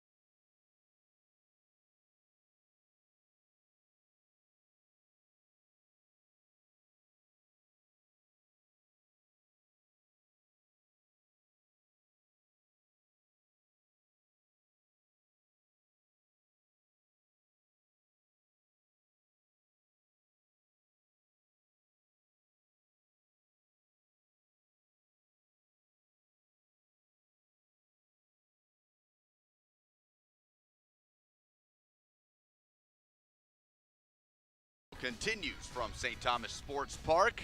Practice has concluded. Fans have left the facility, and it's pretty much just us hanging out here. Will Bowling, Lucas Panzica with you. Buck Rising over there by the podium as Jeffrey Simmons is speaking to media about the first full day in pads. No contract talk for Big Jeff. He made that clear from the jump. The first day we were out here, said he's just focused on football. So Will Bowling hanging out with me, talking practice observations from the first day in pads. And Will, we heard from Ryan Tannehill talking about the luxury of having consistency and continuity based on who's around him in training camp. His wide receivers, a different tight end core, Des Fitzpatrick. But he did say it wasn't clean enough today. Ryan Tannehill did not throw any interceptions today. But when he says that, why do you think that is? I think the defensive backs got the better of the offense today, especially in red zone 7-on-7s. I thought the defense did a really good job. I thought the player of the day was Roger McCreary, who had 3 pass breakups in addition to an interception within team period at the end of practice today. But I thought the offense was second best today. I thought Ryan Tannehill made some good throws. I think his best throw was a Traylon Burks touchdown in the corner of the end zone in red zone 7-on-7. Traylon Burks has been lined up in a lot of different spots. We saw him lined up, Titans wanting to get a mismatch of him against a linebacker today. We saw him with a touchdown catch over Zach Cunningham in red zone 7-on-7 today. But I do think it was a good day for the defense. I think overall probably a pretty balanced effort. But I think once you had full team periods, you had offensive and defensive line going up against one another. Defensive line was getting the better of the offensive line. Tier Tart completely blew up Hassan Haskins on one run. Titans weren't really able to get a whole lot done in the ground game outside of one Dontrell Hilliard run. So I say overall it's a pretty balanced effort today, but I think the defense probably gets a little bit of the upper hand. Yeah, defensive line with some tip balls. I know DeMarcus Walker has continued to sort of force his name into the conversation when we talk about who the Titans will be forced to keep on the 53-man roster along the defensive line. Jeffrey Simmons talking about him just now, too. Did you see anything noticeable from the former Florida State Seminole, DeMarcus Walker, today? I didn't notice anything really specific from him, and I'll be honest with you. They brought over red zone 7-on-7 towards us, and everything was in the middle field today of the 3 because Mike Vrabel knows there are fans next to field number 3 or field number 1, whichever one they're calling that now because it's switched back and forth so much. So as soon as they were done with red zone 7-on-7, they moved the complete other side of the field in the other end zone where there was no media over there and no fans that could see it. So most of what we were able to see and observe today, team period at the very end, and then in addition to that, the red zone 7-on-7 stuff. So I'll be honest, didn't get to see a whole lot of line work outside of the very end of what you guys saw right in front of us in the full team period. Okay, so Roger McCreary, who you say had a good day, Yes. I think the tide has turned a little bit where defensive backs are starting to sort of come into their own right now at training camp, where it was the wide receivers grabbing a lot of those headlines the first few days. Who is Roger McCreary, or who was Roger McCreary matched up against the most from what you saw today during practice? They've had him matched up a good bit, I would say, against Traylon Burks. He had one pass breakup against Racey McMath today, another pass breakup that was against Des Fitzpatrick, and then another pass breakup from Ryan Tannehill. His one pass breakup against Tannehill was intended for Nick Westbrook-Akina. I think the difficult part about this is that all of these are in the red zone. Most of these are in the end zone. As these are mostly 10-yard, 15-yard throws that Ryan Tannehill, Logan Woodside are making. I'll get to Malik Willis in a minute of what I saw from him in that 7-on-7 period. But I think McCreary is really showing really good ball skills in one-on-ones. We've seen a lot of videos of that over the past couple of days of him in one-on-one drills, breaking up passes intended for Traylon Burks and others within the Tennessee Titans receiving core. And those drills are advantageous towards the wide receiver. The advantage is to whoever is on offense because you only have a one-on-one and you don't have the inside leverage, outside leverage kind of conversation in those moments because you don't have the safety help. You don't have a linebacker over the middle either. So I've been really impressed with him in those one-on-ones and just his skills finding the ball.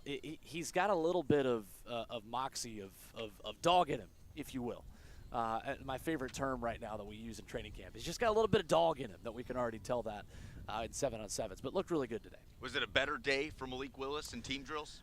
I don't think it was. Threw an interception, and Todd Downing was irate with him because he didn't immediately run towards the defensive back who made the interception to try to make the tackle. He immediately hung his head, was frustrated at himself, and it was completely a throw that he pretty much decided as soon as he saw the pre-snap read, I am going here with the ball. It was a quick turn on an out route at about the goal line on the near pylon, and he hummed it. And I'll tell you what, in one-on-ones, the arm talent is completely there.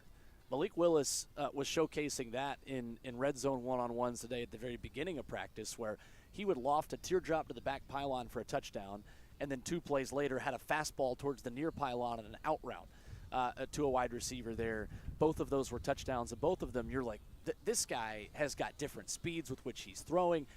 He's just a tick slow in those team drills still deciding where the ball is going to go, and still just holding on to it for about a beat too long right now. So certainly not a terrible day for Malik Willis, but the interception in the red zone might not have entirely been his fault, but it was a really quick read, and bad to just kind of be disengaged with the play immediately and not try to at least run towards the DB that made the play.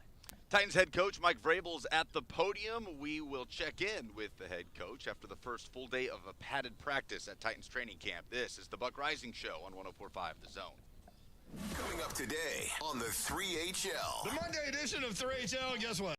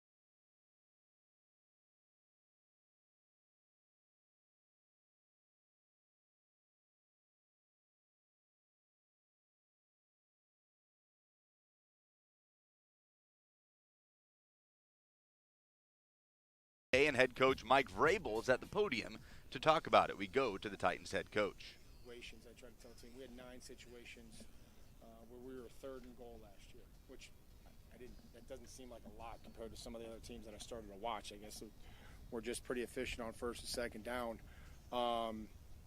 But we scored on 6 of those 9, and on another one we got a DPI, and I think that's a pretty good number. We scored on those, and the plays that we scored on were stuff that we ran in OTAs. It was a consistent theme of things that we had a lot of confidence in and a lot of work on.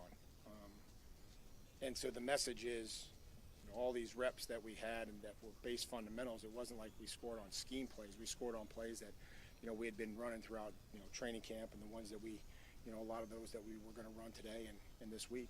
How about something on the other side, something that you think? Yeah, probably. I just think it's,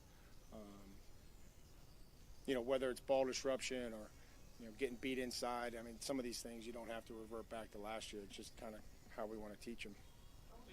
Ryan throw a pick so far in camp.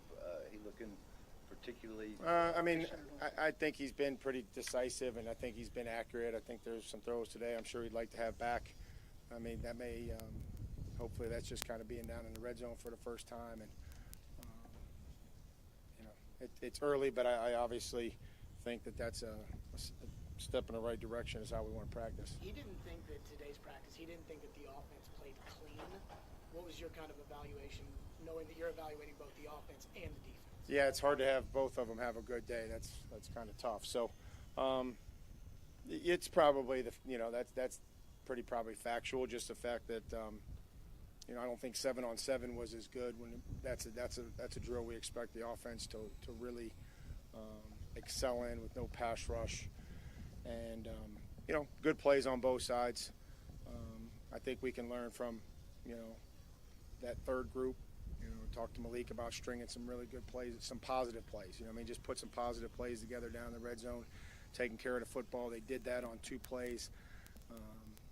The 3rd down play, we move, which then wanted to make sure they knew that was going to be 3rd and 10. Talk to him about taking care of the football in this situation. Like, we've got 3 points. Let's not try to force something here. I want him to understand what I'm thinking as a head coach in that situation. 3rd and 10 early in the game on the 15-yard line. Like, okay, we made one mistake. Let's not make another. And then the snap's low, and then we, takes a sack, which I'd rather take a sack than, throw an interception, what have you. But we can at least teach from that and just say, hey, listen, we had 2 positive plays, and then let's look and see how this 3rd down play developed. How encouraging is it to have the rookies kind of being impactful this early in camp and being up to speed? Yeah, the better they do, and the more reps that they earn, and continue to try to define their role, we put them in there. The more that they can handle, and the more that they take advantage of the opportunities that they get, they earn more opportunities. So, whether they're rookies or 8th-year players, 3rd-year players coming from another team, whatever it may be, it's important that they continue to have the evaluation process, that we can see what they can do, how much they can handle, and then if we need to pull back or dial back a little bit, we can.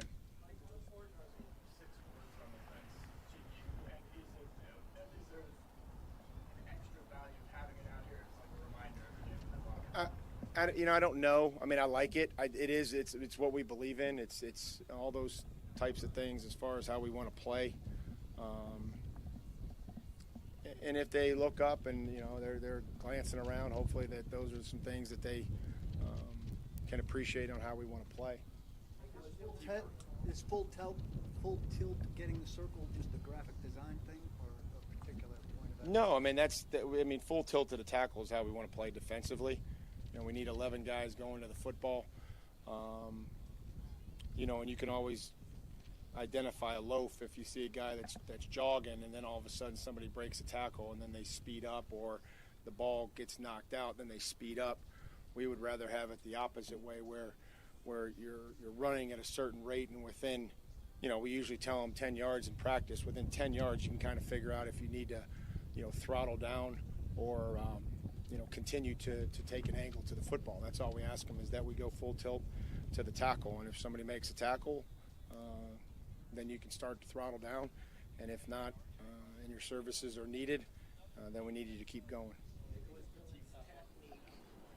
What do you think of Dylan's technique with the pads on today?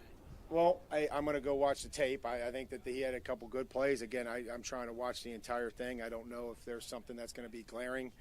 We talked to him about the punch, talked to him about keeping his head out of there when he punches and making sure that we're not lunging. So I know that there's going to be some positive plays. I know that we got the edge on him one time. We were able to, he was able to get out there and get the edge for us, and we ran around the edge for some positive yards. But I can't tell you until I go back and watch. Sorry, go ahead. I know you've been trying to get one in. Nicholas Prayer said he feels you do a particularly good job of building some camaraderie between some of the offensive rookies. Chig mentioned the same thing. Is there anything specific that you feel like you do or preach to them to make them feel like a unit as a rookie core, kind of? Well, they're all in this together. I just try to do what I think is best for the team every single day, and individuals every day. So, they are all going through the same thing. They're all trying to figure this thing out, this pro football, and where they fit, and how they can continue to improve. And the practices and the getting banged up and the installation and the long days, and we try to put as many people around them, give them as many points of contact that we possibly can. Thanks, guys. That is Tennessee Titans head coach Mike Vrabel meeting with the media after practice. Lucas Panzica, Will Bowling with you on 104.5 The Zone as Buck Rising makes his way back to the setup. I want to focus in real quick, Will, before Buck gets here, on something Mike Vrabel said on A, having rookies be impactful this early in training camp, and B, the physicalities from wide receivers today in the first full padded practice. So let's put those two things together. What did you see as far as the physicality with rookie wide receivers Kyle Phillips and Treylon Burks in pads?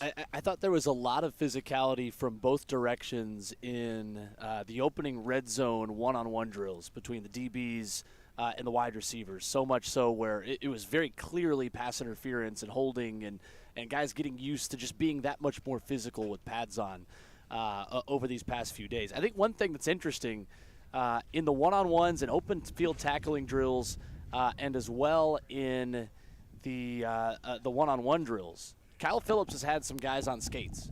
Hasn't been as impactful in red zone 7-on-7 and team periods, but Kyle Phillips has been really, really good at getting by his guy and finding an opening and making a play.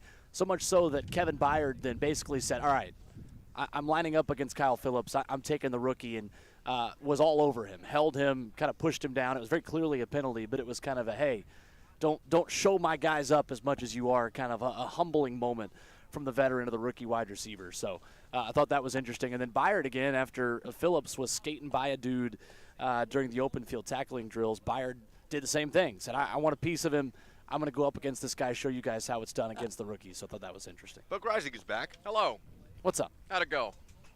Good. Listen to Vrabel. Anything on fire? Not quite. Not you yet. tell me. No. I thought everything went quite smoothly. Well done. Maybe the NFL's personal conduct policy and how it's arbitrated is on fire, but otherwise, no, I think we're good. What, did you rail against Watson while I was gone? You got No, the not soapbox quite. thing going? We have not read Sue Robinson's official report, which has been made public. Theresa Walker is going to join us here in just a second. We'll talk about what we heard from Mike Vrabel, Ryan Tannehill, and Jeffrey Simmons, and some observations on the red zone situation because the quarterback, frankly, was not clean enough. So Theresa Walker, Associated Press, the OG, hanging out with us. That's coming up next. We're live from training camp as it has concluded on day 5. I'm Buck Rising. It's 104.5 The Zone. Buck QC.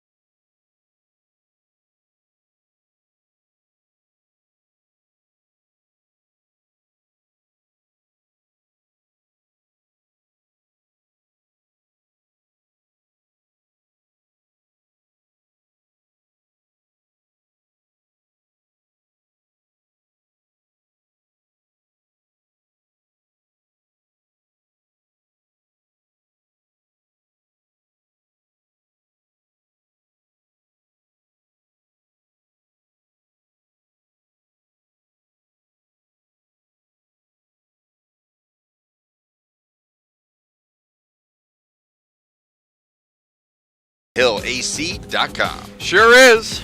Theresa Walker, Associated Press, hanging out here with us after practice. What's up, T? Hi, Buck. It's just so strange to be sitting this close to you. It's been such a long time.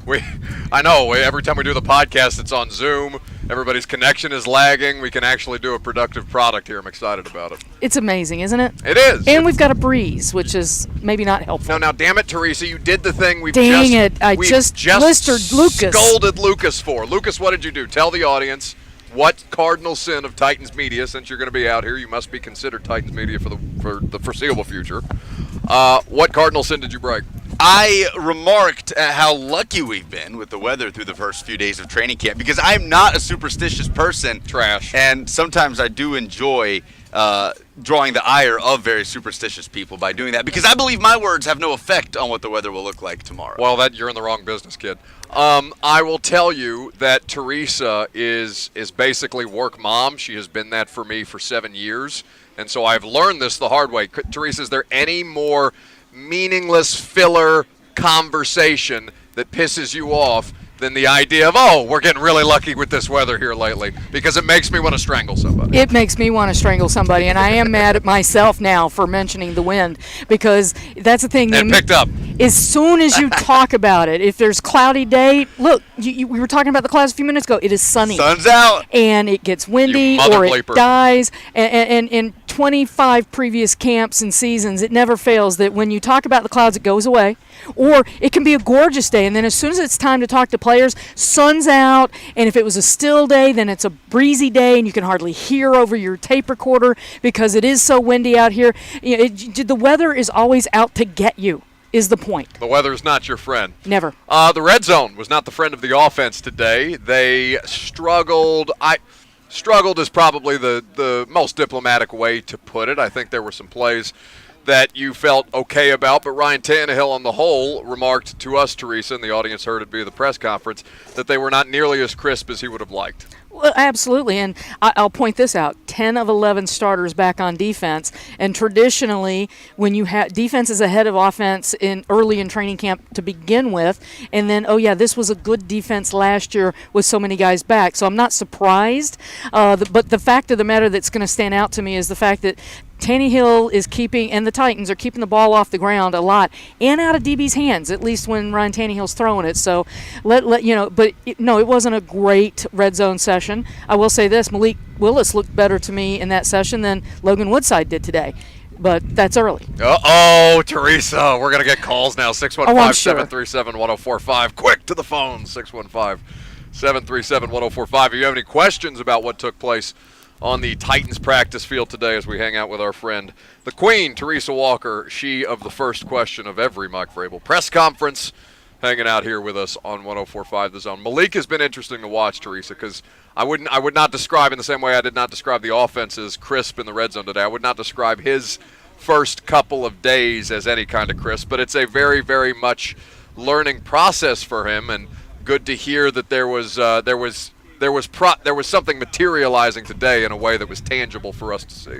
Oh, absolutely. And the biggest thing that Vrabel has been focusing on is he's got to show the timing, and he's got to show that he can get guys that lined up. There was one play where Logan Woodside was pointing to receivers and getting them back into the right spot because they weren't lined up, and that's something that Willis is, he's not there yet. Yeah. But then Woodside threw a ball that wasn't thrown well and missed a guy who should have taken it in for a touchdown. And then Malik Willis comes in a couple plays later, his turn, and he hits a running back with some traffic around him and made the completion and got it in. That was the thing that stood out to me. But he had, Willis is it's increments at this point, so it's not so much that he took this massive step toward closing the gap between him and Woodside. It's just that from last week to Monday that I saw some improvement, and I like the way his ball placement. He still is tending to sail some passes at times, but I'm seeing that starting to get dialed in a little bit more. They're not the sailing is not going over as many heads as it was a week ago even. Well, and just the variance, like it's been so scattered. Like he'd been throwing passes at dudes' ankles. He'd been not properly leading the receiver. Sometimes it would go too far afield, as you mentioned. And there's a watching him mechanically with Pat O'Hara, especially after the reps with O'Hara and Todd Downing, the offensive coordinator, to see the way that they are kind of taking each rep that he has, then mechanically correcting the issue. You're starting to see some of that start to build. Stacking days is a cliche we used earlier, but in his case, it's very much true. Now, I saw Todd Downing get a piece of his butt today for throwing his hands up in the air, looking frustrated after an interception, and very, very quick to jump on the rookie and be like, hey, that's not what we do after a poor play. Oh, absolutely, because you're the quarterback and body language matters completely. And he's still – the biggest thing that he's going to have to overcome is reading the routes and finding open receivers. I mean, too often he's taking off running because, he's just not seeing who's open. And, I'm waiting to see, is that a product of his height, a product of him just not knowing the offense yet, and working with other people who are still learning the offense as well. So that's the challenge and the coaches get the benefit of watching the tape. We don't get that to see, and they know exactly who was being asked to do what on every play. But that's an area that I think will be the last thing that comes for him. At Theresa M. Walker is where you can follow her on social. You're writing about Robert Woods and Caleb Farley today. The ACL brothers. I mean, think about how amazing it is. A new set. We had a pair last year, now we have a new set this year. Exactly. Last year, and Taylor Lewan and Bud Dupree in June were very honest and open with us that, Taylor Lewan struggled through the entire year. Of course, he's a 300-pound-plus left tackle. Bud Dupree, the best game he had was the playoff game. And yet we've got Robert Woods and Caleb Farley out here on the first day of camp, no brace on their knee that we saw. They're out there in pads. They're working against each other. They're working with each other, running hills and things like that. So, and think about this. Caleb Farley, 3 games last year, your first-round pick, and he has essentially been having what I'll call a master class from a veteran wide receiver in the NFL. There's one period where they're not working and they're off to the sides with somebody and they're just working off of each other. I mean, that'd be like me getting, a great writer to go off and just teach me things. I would soak that up. That would allege that you're not a great writer yourself, Theresa. Well, way back in the day when I was getting started. So talking about Robert Woods in that context. Think about this. Robert Woods, this is a guy, November 12th. Is when he tore his ACL. And week after Sunday Night Football against the Titans. And Cooper Kupp was, he got a little emotional when the news of that trade, sending Robert Woods, his buddy Bobby Trees, to Nashville. And so you've got a guy who's, he's out there on the field. He's working with Caleb Farley and showing him what vets can do to young cornerbacks. And, I need to ask him is he giving away all his secrets to Caleb Farley. But, it's just enough so he can still moss him on the sideline on Sundays or Saturdays practice out there, Theresa. It was a nice play on the ball by the veteran wide receiver. When Farley's had really good coverage every time I haven't seen Caleb Farley outright been, beaten, on an island, not what Kyle Phillips is doing to some of these defensive backs. And think about this. Robert Woods spots him a couple of inches. And also, Woods, when he made that catch, he came down on the left leg, the one that he tore the ACL in. So, I mean, and he's been out there. Ryan Tannehill talked to us a little while ago about, how nice it is to have him out there and how smooth Robert Woods is. The assumption when the trade with A.J. Brown was, well, Traylon Burks will be the guy that replaces him. Well, right now I've got Robert Woods as the number 1 receiver just because he had all of the offseason with Ryan Tannehill when Traylon Burks was MIA. And, that hit the veteran skills. Watching him cut the other day, take a ball and go back across the field, I'm loving watching what Robert Woods has done. Now, that said, I've seen more out of Robert Woods than I saw of Julio Jones all last season. You said he tore his ACL at what point? November 12th. November 12th. I've got audio on. So by comparison, not his knee. November 12th is week what? If we're ballparking it, 8 or 9? Yeah, because week 8 was the – no, I'm sorry. It would have been week 9 because – that was the first game without Derrick Henry that they played against the Rams. They beat the Rams. Adrian Peterson scored a touchdown before Julio Jones did a whole mess. And then Robert Woods the following week in practice toward the ACL. Okay, so in that week 9 to 10 range. For 8.5 months. Bud Dupree tore his ACL week 12 in his final year with the Steelers, and he was not a full go. Didn't feel like himself until well into the regular season last year. Exactly, and I've been wondering, is it because him and Taylor Lewan are they're carrying more weight? They're different positions, linemen. They're in there being pushed on and by 300-pound men versus a receiver and a cornerback who they're lighter, 50 to 100 pounds lighter, and but they have to cut, and they've got guys trying to take their heads off. So it's really interesting to see the different recovery rates, and it does give me pause to keep an asterisk by the side. It's like they are recovering from a pretty serious injury, even if they're making it look easy, kind of like Jeff Simmons did back his rookie year. Well, let's talk about Jeff, because Jeff spoke to us today. There was no contract updates because he's made it very clear he's not talking about the contract at this point. It's just about the ball. So with Jeff Simmons and 300-pound men pushing on each other today being the first day in pads, Theresa, he talked about working against Aaron Brewer. Now we'll start to finally get a better measure of how the offensive line competition shapes up, given the fact that they are in at least shoulder pads and helmets and able to do a little more physically against one another. What did you make of Jeff and his comments on going up against Aaron Brewer? Because I think I translated a certain way. Well, he said that he is helping him get better. Yes. And there's no doubt. Last year he was going up against Roger Saffold, who's a lot bigger, taller, heavier man than Aaron Brewer. Built like an Avenger. Exactly. And then you've got Brewer, who, it's a great quote, tougher than a $2 steak, and he's athletic. And I asked Taylor Lewan about that they're both very similar and that they're both incredibly athletic, Aaron Brewer and Taylor Lewan, that might allow them to do some things on the offensive line.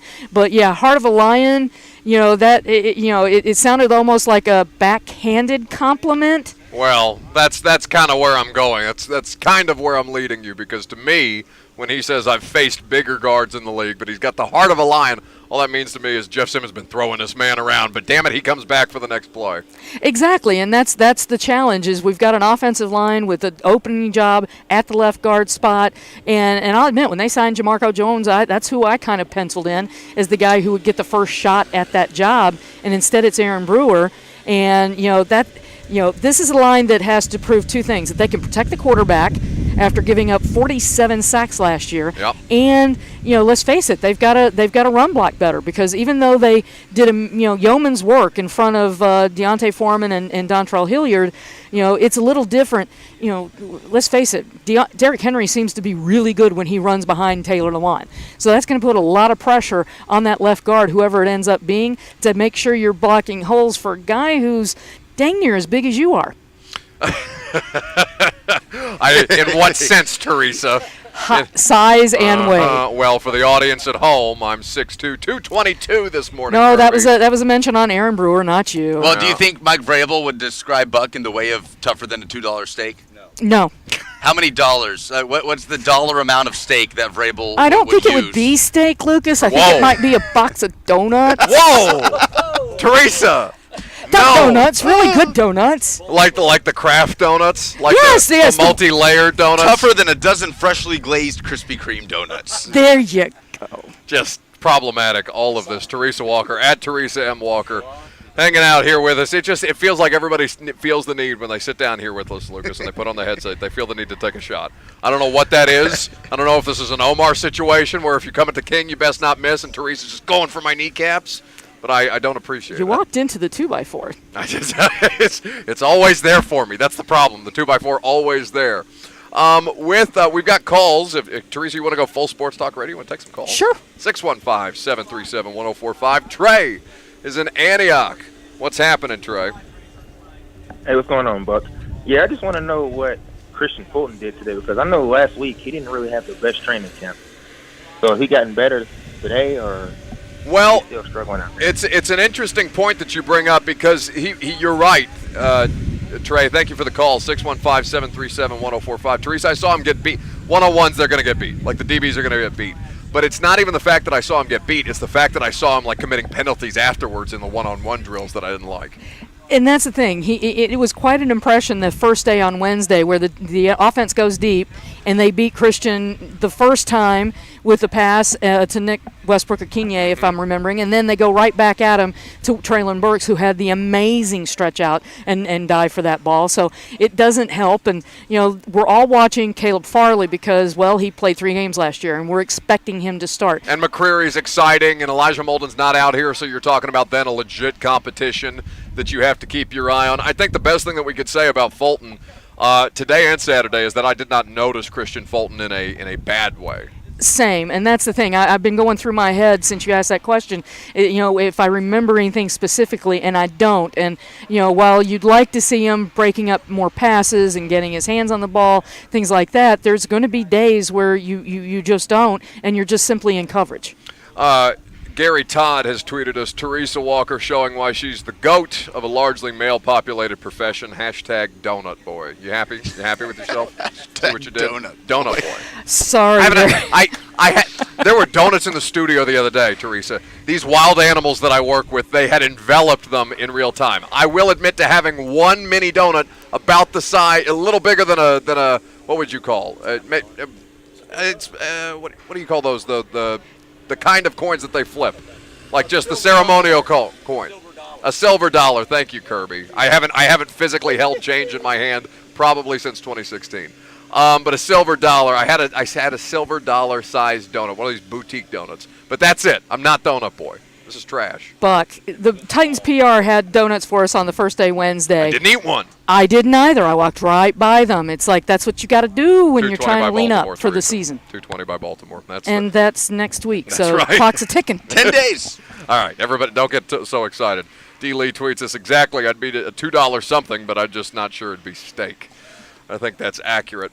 As far as everything else that we've seen out here, Theresa, I think we had Rashad Weaver on, and we've been previewing positionally. We're going to go day by day as the players come on the show. Rashad Weaver was the guest today, and we talked a lot about the outside linebacker depth that they have. Now, Danico Autry was working with the edge guys today in the tip drill work that they were doing during the individual period.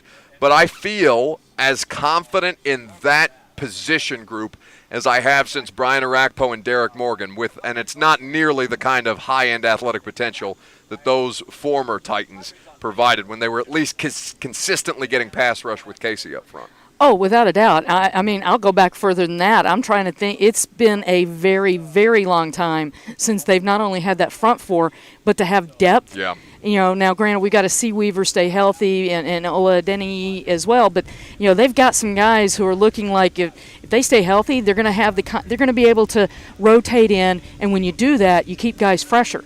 And it's funny. I saw some pictures on Twitter last night reminding me of 07-08.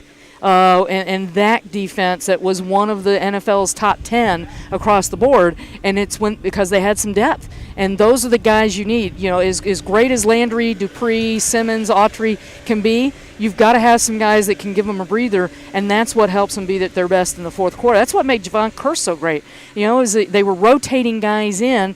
And you know who was here then? Jim Schwartz at the time. And that idea. Where do we get to talk to him, Theresa? We keep pressing that issue with the Titans. We had a senior defensive assistant here before, Greg Williams, who did talk to us, and we keep asking for him and Tim Kelly. And we keep working with the Pro Football Writers Association and the NFL to try to break on through and talk to him.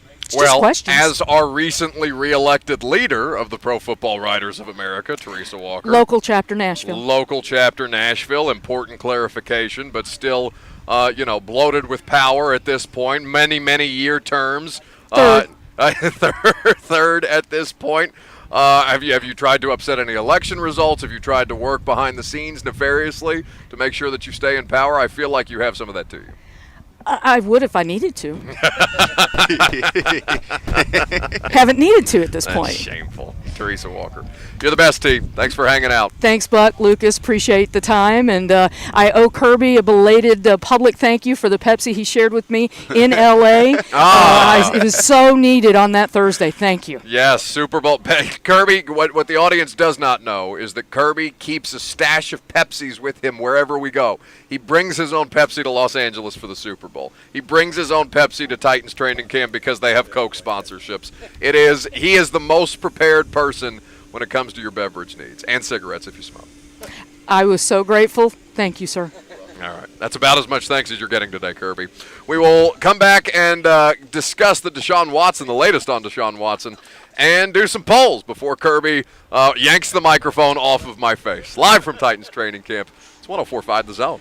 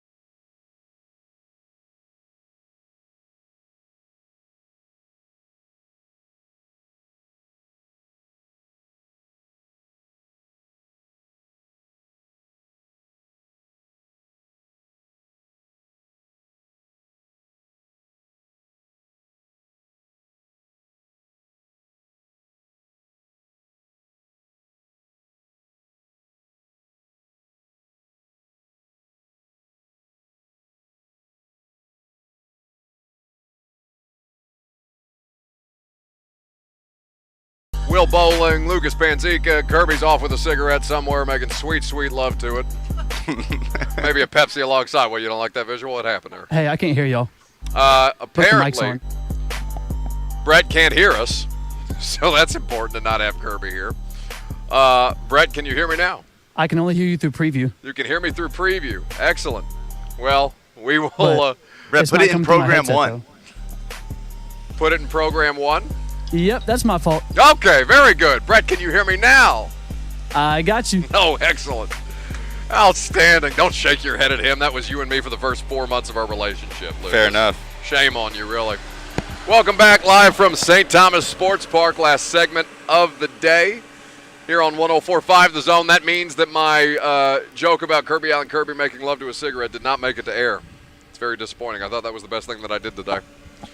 Shameful. Anyway, Will Bowling is here. Lucas Panzica is here. Hello. Many thanks to Rashad Weaver and Theresa Walker for stopping by. You guys, did you talk about the Judge Sue L. Robinson report that has now been put out to the public, Will, in my absence? We did not. Shall we do that here? Yes. This is courtesy of Tom Pelissero's Twitter account before we do some polls. It is undisputed that Mr. Watson's conduct does not fall into the category of violent conduct that would require the minimum 6-game suspension, she writes. It likewise is undisputed that prior cases involving nonviolent sexual assault have resulted in discipline far less severe than what the NFL proposes here, with the most severe penalty being a 3-game suspension for a player who had been previously warned about his conduct. I am bound, quote, by standards of fairness and consistency of treatment among players similarly situated. The NFL argues that consistency is not possible because there are no similarly situated players. By ignoring past decisions because none involve similar conduct, however, the NFL is not just equating violent conduct with nonviolent conduct, but has elevated the importance of the latter without any substantial evidence to support its position. While it may be entirely appropriate to more severely discipline players for nonviolent sexual conduct, I do not believe it is appropriate to do so without notice of the extraordinary change this position portends for the NFL and its players. So Sue Robinson came back and said, I have made my decision, but my decision is bound by previous NFL precedent, which has since been collectively bargained and negotiated away from Roger Goodell. So Roger Goodell's screw-ups on punishments like this are impacting the Deshaun Watson situation because Sue Robinson has nothing more to lean on as far as precedent is concerned. The conclusion of Sue Robinson's report, right before she has the bullet point stating the punishment, she says, looking at the record when compared to the relevant precedent and looking forward to how this disciplinary determination might be used in the future, I find the most appropriate landing place to be as follows. Mr. Watson is hereby suspended for 6 regular season games without pay, although this is the most significant punishment ever imposed on an NFL player for allegations of nonviolent sexual conduct.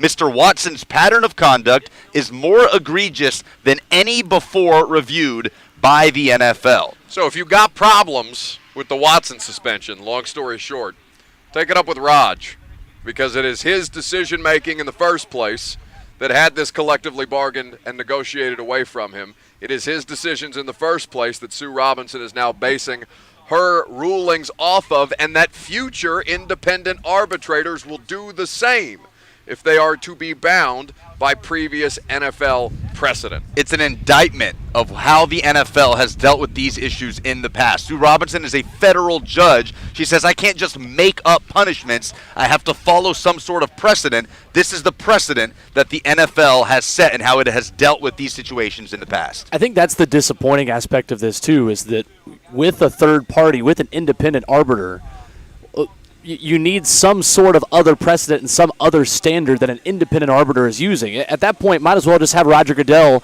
decide what the suspension is, because there's no point. Well, that's what he wants to do. Exactly. And I think if the NFL could have, the NFL has been reported that they wanted an indefinite suspension. It seems like it really does come all back to Roger Goodell and giving away power because he was made the bad guy and made the villain for being the dictator to decide these things, and then those decisions are still having ramifications years down the road, even despite the fact that it's an independent arbiter that was collectively bargained for who makes the decisions and signs off. It's just funny because now optically Raj wants to be the good guy. He wants the year-long suspension. And he's doubled down. They're saying, He's doubled down on being the bad guy. Important to share that in her 16-page decision, Robinson ruled Watson violated 3 provisions of conduct policy by engaging in sexual assault, conduct that poses genuine danger to another person, and conduct that undermines or puts at risk the league's integrity. So she says Deshaun Watson is fully guilty of these things, but I'm following the precedent that the league set. Let's do some polls, shall we?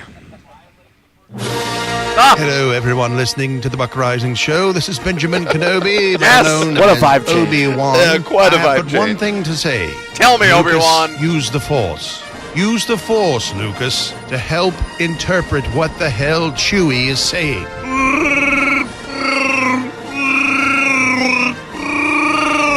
Oh, scrap that rubbish. Lucas, I am not your father. I repeat, I am not your father, nor am I Buck's father. Thankfully. I was once a Jedi Knight, and what I'm trying to say is, Lucas, it's time to update the final poll results here on the Buck Rising Show. Do it now.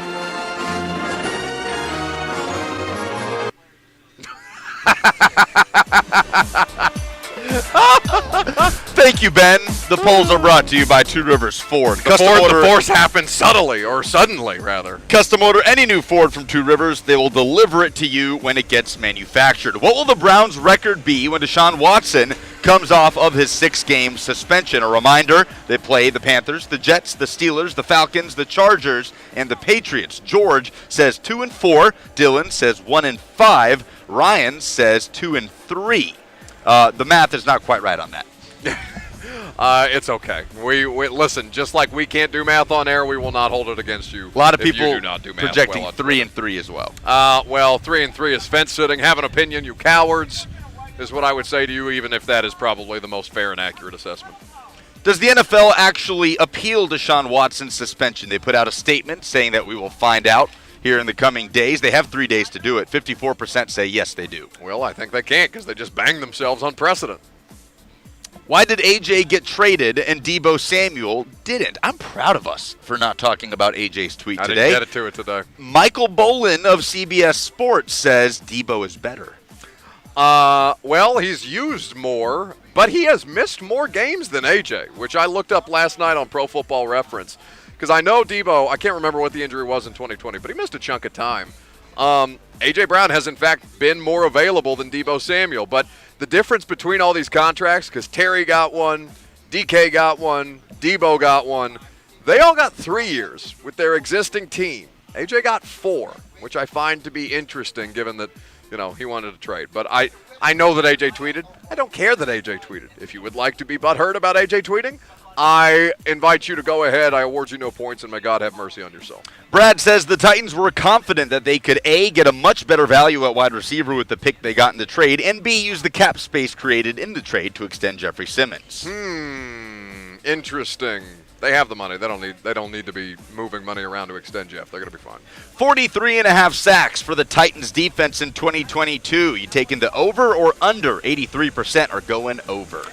I think they're capable of over. Whether they, get there or not is a different question. But I think it's a better group. I think it's a deeper group. I think it's a healthier group. Now, that could change next week. God forbid something happened. But these things spiral very quickly. It's kind of like Lucas saying, "Oh, what luck we've had with the weather out here," and then all of a sudden you've got a snapped fibula. So what happens if I say, "Man, it's probably going to be a hot one tomorrow"? It's still going to be 94 without clouds. It'll be really hot. Those are the polls. That's not the way that works. That's the show. Well done. What's out in Blaine and Mickey today?